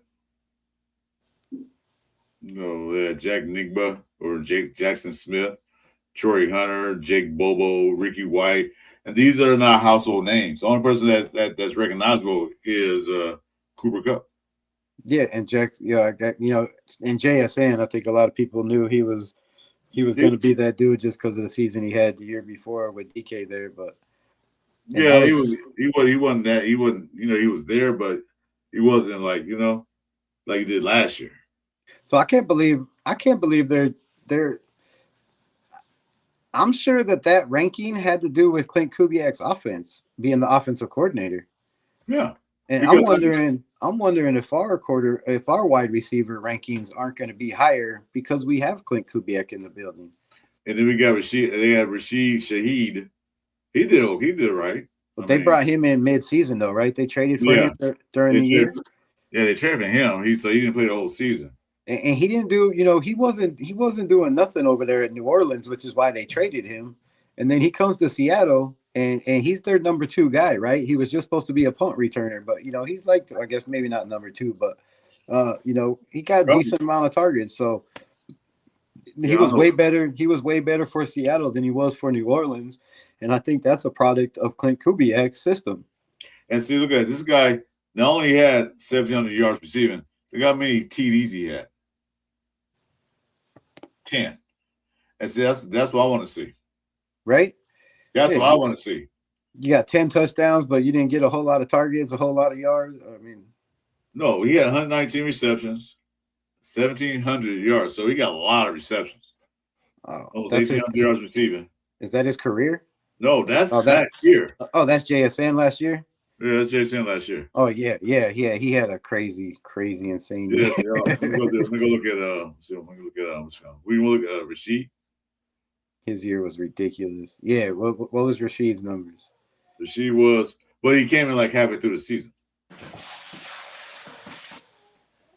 Still, no, 687 yards. Yeah, so he really didn't do that much. But like I said, he came late. And he's only 6 feet tall. Yeah, 6 foot tall and a speedster, right? That's what I'm so. And everybody was saying, "Oh, we're gonna get him in free agency." That was half the nation's number 1 target was Rashid Shaheed, saying that we need an X receiver, but he's just an X receiver that's fast. We already have a bunch of those that aren't proven. But he wanted $20 million though, dude. Yeah, that's what I'm saying. No. With one half a good season, because he got traded from New Orleans because he wasn't any good. So he had, or not that good. And he goes to, Seattle and gets better. And then you want 20 mil? I mean, come on. No. You didn't have a Jacoby Myers type season, and he was only making 14. Right? Yeah, so no, dude, no. Get out of here with that. I'm like, why would you want this guy $20 million for one player? We got to get out that habit of playing $20 million for a player to have one good season. All right, you only had half a good season. When you got Jalen Naylor, who, the speed is pretty close. It's not up there with that 4.3, but I believe he runs in the 4.4s, right? Yeah, I think it's 4.5. I mean, his nickname is Speedy, right? He runs way better routes than Rashid Shaheed. I'll put anything on that. He's a way better route runner, I think. Jalen Naylor. He runs 4.45. I remember that. Yeah, and I he's mean, a that better game route runner. he torched us, so yeah. He's got just as good, if not, better hands. So I think they could use Jalen Naylor the same way they use, Rashid Shaheed, and then have Trey Tucker playing that JSN role where he's just all over the field and you don't know where he's going. And then you got Brock Bowers, Mike Washington, and Ashton Genty. I mean, that's a nightmare for opposing defenses. That's a lot to worry about. Yeah. Let me see something right quick. I don't see this graph.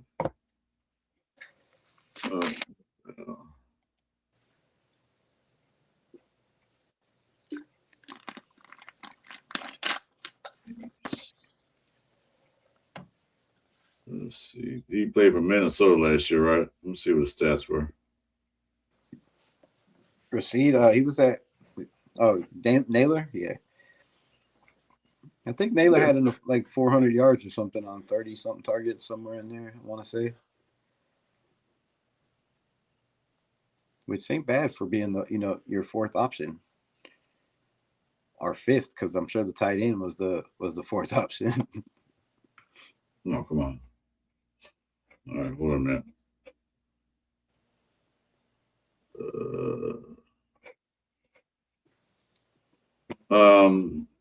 Was I don't know what like I said. I don't think they don't know that concept of XYZ receivers because the way it's set up, the way Quebec ran his offense, is that Naylor was looked like primary choice because his route running and he got open. So that's why he had all the yards, all those catches, and all that stuff. It was the same thing they did with JSN in Seattle. That's why he's here, I believe. That's why he went and said, look, I could do the same thing with JSN. I mean, with Naylor as I did with JSN. Maybe not, to those numbers, right? Because 1,700 yards is just freakish. That's pretty freakish. But, if you can have half of those, bro, that's, you might as well call it 1,800 yards because that's exactly what Denver got.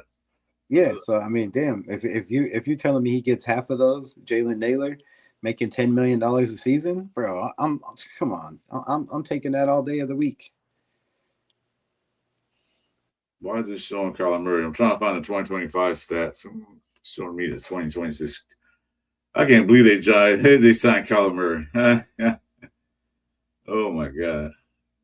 He might do better because he has some weapons, so he might do better. And now that you bring up Kyler Murray, I think Diego Pavia has a chance to be a better quarterback than him in the NFL. Who? Diego Pavia. I think he could be better than Kyler Murray. If I was Minnesota, I would have brought in Diego Pavia to compete with Tyler Murray, right? Kyler Murray. Go in there and learn from a dude that was, first round pick? Was he first round or at least number one, wasn't he? Kyler Murray? Yeah, he's the first pick. Yeah, so shit. But Diego Pavia wasn't even drafted? Come on. Yeah, that'll be funny if he gets there and go to what's it, Baltimore? Yeah, Baltimore and beats him. Yeah, that's gonna be hilarious. Because Lamar been having injuries every single season. He misses at least 2-3 games. It seems like. Oh yeah, easy. So you get Diego in one of those games, and he comes in there and runs that offense. There gonna be some problems in Baltimore, and I love it because I hate Baltimore now. Everybody hates Baltimore now. It's funny because people are like, "Now I hate Baltimore. I hate Baltimore." But I've been hating Baltimore since they beat us in the damn AFC Championship game. I don't even know how many years ago, but it was a lot. It was a lot. 2000, what was that? 2001. Yeah, when the Goose jumped on Gannon. Yeah. They call a flag. Like, you gonna throw a flag on that? There been else would have got a flag. Oh my god! There we go. Jalen Naylor, 17 games played. Yeah, caught 444. But guess what? He had more touchdowns than Justin Jefferson. See, that's what I'm talking about. Like, Justin Jefferson had some problems over there with that new quarterback. He didn't like 9. or McCarthy. He didn't like either one. He didn't like either one. McCarthy? Yeah, I don't think Justin Jefferson did not like McCarthy at all. They had No, he didn't. that's why they went and got Kyler Murray, because he didn't he went because I mean there was some catches that I watched some games and I was just like, bro, he didn't even try to catch that. he literally did not. He said alligator arms. I'm like, aren't you Justin Jefferson? So, wait, what? Listen, he was doing the Devontae Adams thing. I don't want her. Get me out of here. Yeah, he's like, no, I ain't trying to help this kid out. I'm good. I got family to feed, man. I ain't trying to get up out of here. Yeah, he caught more catches. Look at that. I think he had them. Oh no, this guy Oliver had 4 touchdowns. Yeah, this so was a pretty bad year. Gonna be all right, man. I think Naylor's gonna surprise a lot of people. He won't surprise me because I told you that one he torched us. Yeah, that's what I'm saying. And with Jack Best, man, I think this receiving core is a lot better than people is giving it credit. With you know, like I'm saying, with offensive coordinator, head coach that already has this system. He knows what works. He knows how to get guys open. He knows how to create space for guys. And when you got guys that can catch and are fast, it doesn't matter, you know. Oh shit, he's big they are. Those small guys, the only reason the small guys don't work is because they're not good at the contested catches, right? Those long corners can just, you know, reach out and swat the ball before it gets to their hands. But if you get them open in space, those short guys are dangerous. Yeah, I know he was born in AV. He was born in my part of town. Palmdale. Yeah. Come back to me. Yeah, see, I mean, he's 5'11". Yeah, so, he's probably his parents probably stay somewhere close to you. You better get him on the show, right? Go hit him up. I got searched the whole area of Palmdale. No, he moved to Nevada. You gotta be like cuckoo. No, the only way that they moved to Nevada. They don't live out anymore because he went to Bishop Gorman, Nevada, so they're not out here anymore. And now they probably still in Nevada now since he's in the Raiders. So shoot, look at that, go full circle back home. That's crazy, yeah. So what's your all's overall grade on the draft? I gotta hop off here. Yeah, we're about to go too. We're not doing a 4-hour show. It's 2 hours now. I usually don't draft. I usually don't get the draft for the picks for they got and what we needed. I get an A-. Nice. Now the overall now I'm still waiting for this year to see last year's draft picks. Then I'm gonna grade the draft in totality. Like those picks we got from last year. Might have been a B, might be A. To see how they do this year. Because last year they couldn't do shit because of Pete Carroll wanted them to play. Yeah, they didn't get enough. Nobody had. I don't think anybody had 300 snaps out of that class, but Genty. Yeah, you know what? They're not ready yet. I can get that in the first 3 games, the first 4 were 5. But when we're 2-7, we're not going no goddamn where. Might as well put them in. Yeah, it was horrible, hideous. So yeah, I gave minus. I look for that class to break out. Like I gave the draft just a solid A. I thought we got players that, you know, players of need, especially with Stooks at safety at second, a guy that could just play all over the field. Then we got, you know, the sleeper of the draft. If McCoy could actually get on the grass, that's just a thievery pick all day long. Like you get the best corner in the last 2 years at the 4th, you know, at 101. Only having to move up 1 spot. If he could just be healthy and get on the grass, McCoy is going to be a difference maker for as long as he can stay on the grass. So I agree. I loved everything about it. I think, you know, we know how Spytek loves the versatility, right? And all these guys, right? The offensive lineman we got in Trey Zone plays every position on the offensive line. You got, you know, Stokes plays every position on the defensive backfield. You got Dalton Johnson who could do the same thing. You got Hezekiah Massis, which, you know, that Cal Berkeley from the East Bay, right, out there playing with Cal. Yeah, that's that, you know, he got that East Bay mentality. He's one of those physical corners, and you got to be a dog to be out there at Cal Berkeley. So I love the Hezekiah Massis pick. I think he's gonna make this team, and he might push some people like DCam to somebody else's team. I think DCam. You know, I think DCam is gone. I think he's not going to make it. his pass breakups, the ball hawk that he is. We haven't had a ball hawk like that for a long time. So taking him in the 5th round, I think that was a robbery pick as well. The Crawford pick, I absolutely love. Right, the dude played, at Arkansas State, um, played on the other side of Keldrick Falk, but had better numbers than Keldrick Falk, and he was projected going the 1st round. Right, there's a lot of people saying that dude should have been picked in the 2nd. People are saying we reached on him at 67. There's a lot of people saying that this dude could have went earlier. So I love the Keyron Crawford pick. I think that was a sleeper. I think he's ahead of where Max Crosby was when he was drafted in the 4th round with his tools. Right, he's got more tools in his bag. He's a little bit more physical. He's got the same type motor. Maybe even a little faster when he plays. So the main problem I feel is just the run game. But Max Crosby had the same problem when he came in. So what's the conference up? Salute. You know what? The thing was when they signed Crawford, everybody was pissed off. Even my boy over here, we had a show about that. Everybody was pissed off. And I said, well, that means somebody's out the door. And I knew it was. But then once they traded Tyree, then everybody said, "Oh, okay, yeah." But you didn't see the writing on the wall when they drafted him. I thought it was a good pick because you can't have too many edge rushers. He's young, and I like his attitude. When he came in the building, he said, "I'm here. I want to learn behind Max Crosby. I want to learn about all the other guys." Yeah, you saw that video, right? Yep. He was pumped up. He wanted to be here. He said, "I wanted to be a Raider," and that's what I like about it. The pick. He said, "I'm coming in to outdo Max Crosby, and if I can't, then playing next to him will be all right for a while."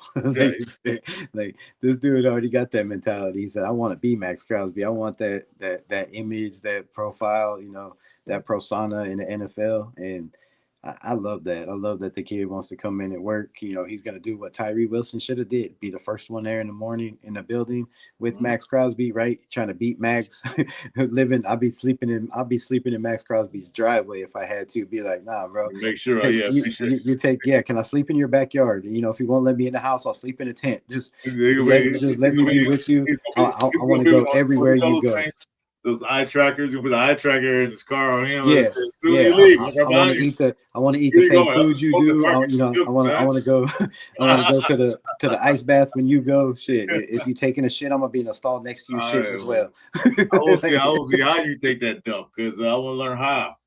Yeah, that's what Tyree should have did, right? Tyree had that opportunity. You see Max out there at practice working with him, and if Max works with Crawford like that, this dude has a great chance of being something special. And then the biggest thing is you don't know what Max Crosby's health is going to be, right? What's his knee like? How long? So to have a guy where Max Crosby can mentor to possibly take his place, if Max ain't good for, the season, or if it, the knee doesn't hold up, or if he ends up balling out and gets traded or whatever happens, you got a guy that has the same kind of motor and character, and that's what you need in the building. If you see me going for 13, that's good because we'll get the number 1 pick next year too. So there we go. Then we can trade a bunch of it. Just got that in the bag. They got Geno Smith. I don't think we could fall. I don't think we could fall into only 4 wins. I really don't. I think we're going to be just a lot better than people think. I think we are. I don't know how much better, but if you look at Kubiak and what they said in Spytech, right? They told everybody it was a rebuild for a reason, right? They get everybody to buy in. Hey, don't have no expectations on this team, right? Just like they did with the Patriots. Don't have no expectations, right? It's a rebuild. We got plenty of time. He's going to be here for at least 5 years with Kubiak. Spytech got another, 4 on his contract still, and I'm sure that'll be extended. Right? So we're doing it the right way. We don't want to rush it, but if it happens, if it happens, we'll be good with that. Come on, man. They know damn well. I'm sure Kubiak got in the building, was like, I don't think this is a full rebuild. Just give me this, and this, and we're ready to go. And I feel like that's where we're at right now. Yeah, I'm saying though, if people talking about playoffs, not playoffs, don't get your hopes up too. Like I said, we got bushwaggled 3 times in a row already. So no, I'm not getting my hopes up high, but I am happy that it looks like we're going in the right direction. That's what I'm happy about. That we got some draft picks, we got some good free agents. Did great in free agency. Got an A+ for that. Got A- in the draft. But on the field, we don't know what to expect. But the only thing I expect them to play better and look a lot better than the high school boys that played last year. Because can't get any worse than that for me. I've been a Raider fan too long, man, to see some crap like that. I'm tired of it. Right. Yeah, I just want to see progress. Whether and when you're 3-15 or whatever the hell we were, like Yeah, pretty much. 3-14, whatever we ended up. Like when you're that bad, we lost on our day off, man. That's how bad we were. It's not hard to have better production or better progress than the year before. But I just feel like this team is going to compete in a lot of games. I would not be surprised if if we don't lose any games by more than 10 points. I'm gonna say that. I'd be surprised if we're not competitive in every game and we're one of those, Derek Carr type years where damn, we won, 8 games, but we lost the other, 7 by a touchdown. You know what I mean? We were in a lot of games in the very beginning. It's just that towards the end we started losing. Like a few games we had to lead at halftime. Then all of a sudden in the second half we couldn't score a field goal. 3 interceptions a game will do that to you. The team will do that to you. Pretty much. All right, man. I gotta jump off here. I appreciate y'all having me back on. No problem, bro. Anytime. Hit me up, I guess, if you need me to cover the Cover 3 show again next week. No problem, brother. Much love, y'all. Appreciate it. Coming next Tuesday too, because we're gonna talk about defense next Tuesday. Nice. That'll be our last show because we're going to Bakersfield the next week after that. So that'll be our last Tuesday night show. I'll hit you up. Y'all gonna be in Bakersfield? That's nice. Yep. All right, man. Y'all have a good one. All right, take it easy. All right, Rep. Have a good one, bro. Thank you. Yeah, thanks for Rels for joining us on Cover 3 show. We're gonna have some special guests Cover 3 until Chuy gets well and gets back and everything goes well with him. So final rants. Rebel said it best, especially the part about Cal being the best college football team ever. Oh my God, really? No, but you know what I'm saying? There's how many national championships? Okay, how many national championships did they win? I mean, it's not all about winning. You know what I'm saying? It's all about points. Well, you think? Wait, hold on. Nah. You think said winning is everything. Don't know your name. If we want to look at the LeBron way of it, you know what I'm saying? But here we go.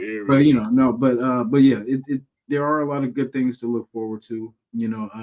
Like I said, the Arizona safety, having both of them, I love that. The running back, we got our guy. That's going to help Genty out a lot. The fullback situation, I gave it a B+, to be honest. You know what I'm saying? Because if the McCoy works out, then it'll take it up a notch, like for sure to A. But for now, until we see kind of how that works out, I just gave it a B+, which is we are all kind of in the same range, A-, B+. A-, yeah. You know what I mean? So, but yeah, if the McCoy, because really McCoy is the only questionable pick, and that's the high. You know what I mean? That's the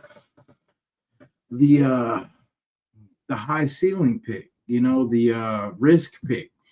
If that's our risk, low risk, high reward.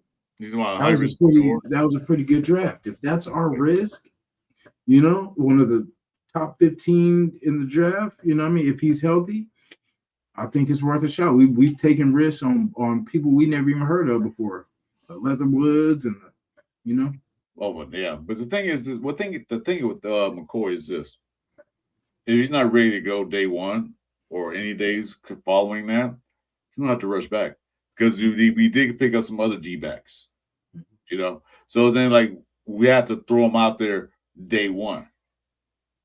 You know what I'm saying? Like they did with Terry Wilson when Chandler went up cuckoo for Cocoa Puffs. Mm-hmm. They want to do that. He can, if some of the doctors say you don't really need a surgery, but if he does need a surgery, fine, take the year off, get better. We'll bring you back next year. They dropped in the 4th round, so it wasn't like it was a first round, like a number of a pick or a second round pick. It's a 4th rounder. Which 4th rounders, sometimes start, sometimes they don't. So you don't have to, have to get out there right away. I know he wants to, believe that. But if he's not physically ready, go take a break, relax. Yeah. My thing is this. Reason why I gave the A- because of one pick that I thought you should have did better with was a D tackle, but I guess they did get their D tackle. So right now I'm gonna leave it an A-. All the picks we got the picks that are what we needed. Definitely a quarterback, got that also automatic. That was what happened. We got a running back, and that's my happiest pick. Because Genty is good. Genty's good. He's tough. He's durable. The man's a beast. But I can't have Genty running like that every down and getting hit like that every down because that's going to wear and tear him. Give him a break. Because when Genty went out the game, who came in? Zamir White. Oh. You forgot his name already? I was trying to think when he went out. I was like, did nothing. I know offensive line had to do, but still, we had no running back. We had one running back. Lobby was fickle. Now he had a couple of good plays, but at best, man. Yeah, Chris Collier. They didn't even put him out there. Pete Carroll didn't even had the boy play. That Collier guy, Chris Collier, he didn't even go out there. So what are we doing? Now we got running back that can get out there, a number 2 running back, and then they got Hemby, a number 3, possibly a number 3 back. So now we got our running back, a 1-2-3 punch. That's what I was happy. That's what I'm happy about the draft. So yeah, I'm ready. I'm ready to see it, put it together, cuts, signings if need be. But I don't know. This should round out into a pretty good roster. But like I said, every other team is getting better too. So like I said, we got some catching up to do. Well, they didn't have to improve as drastically as we had to. Mm-hmm. They already had their team already because only 2 years ago, all 3 AFC West teams went into the playoffs. Mm-hmm. Last year, 2 went. Best believe Kansas City's not going to have that same year they had last year. I don't know if Mahomes is going to start or now they're going to put the other guy, Justin Fields, in there. No telling. But the thing is that you best believe that they're not going to suffer like they did last year. Denver's not going to suffer like they did last year. Chargers not going to suffer last year. They did get better pieces. So we have a long way to climb. That's what I'm saying. I don't see us going to the playoffs this year, next year, this year. Don't see it. But I do see us winning a few more games and competing a lot better than we have been, especially on offense. Because you look at defense wasn't that bad last year, to be honest with you. They're ranked pretty at like low mids. Only reason why they suffered because the offense couldn't get the damn points, like you said. 13 points a game. So you got little league teams that score more points than that in a baseball game. So anyway, let's see, what's that? Frank no rants here. Just said thanks to the guys and a little late, of course. Hey, Frank, you're always welcome to stop in, man. I appreciate you coming in.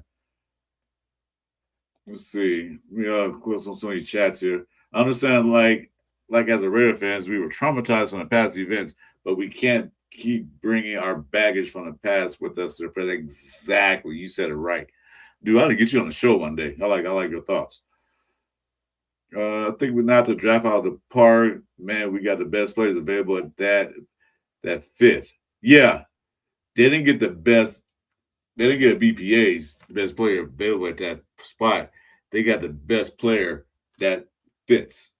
Very good. Yeah, dude, I'll get you on the show one day, man. You got some good thoughts. Anyway, hey guys, we're gonna get out of here. You know, we're gonna put a little Myra to sleep. I'm just gonna go eat my dinner. Guys, thanks for joining us tonight on the Cover 3 show. Like special thanks to Raider Rebel for joining us for the Cover 3, because we'll be Cover 3 without 3 people.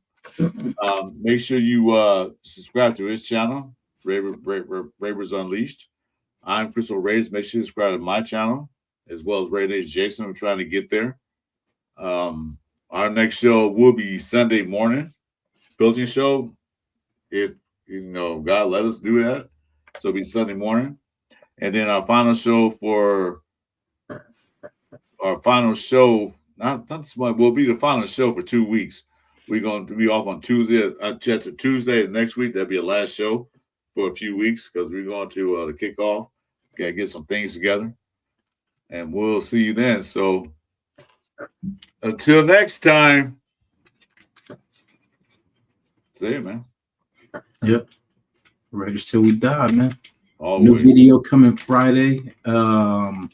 Check out the ones I put out so far. They will get better. You know what I'm saying? I'm experimenting with stuff and learning. But yeah, definitely check them out. Every song has a meaning. You know what I'm saying? So enjoy. Thanks again. You're welcome. All right, like I said, Raider Nation don't die. We just multiply. Until next time, guys, we'll see you later. Have a good day. Stay safe. Let's go. Raider Nation Jasin. Chris, 4 Raiders. Chuy, and this the Cover 3 show. Raider Nation Jasin. Chris, 4 Raiders. Chuy, and this the Cover 3 show.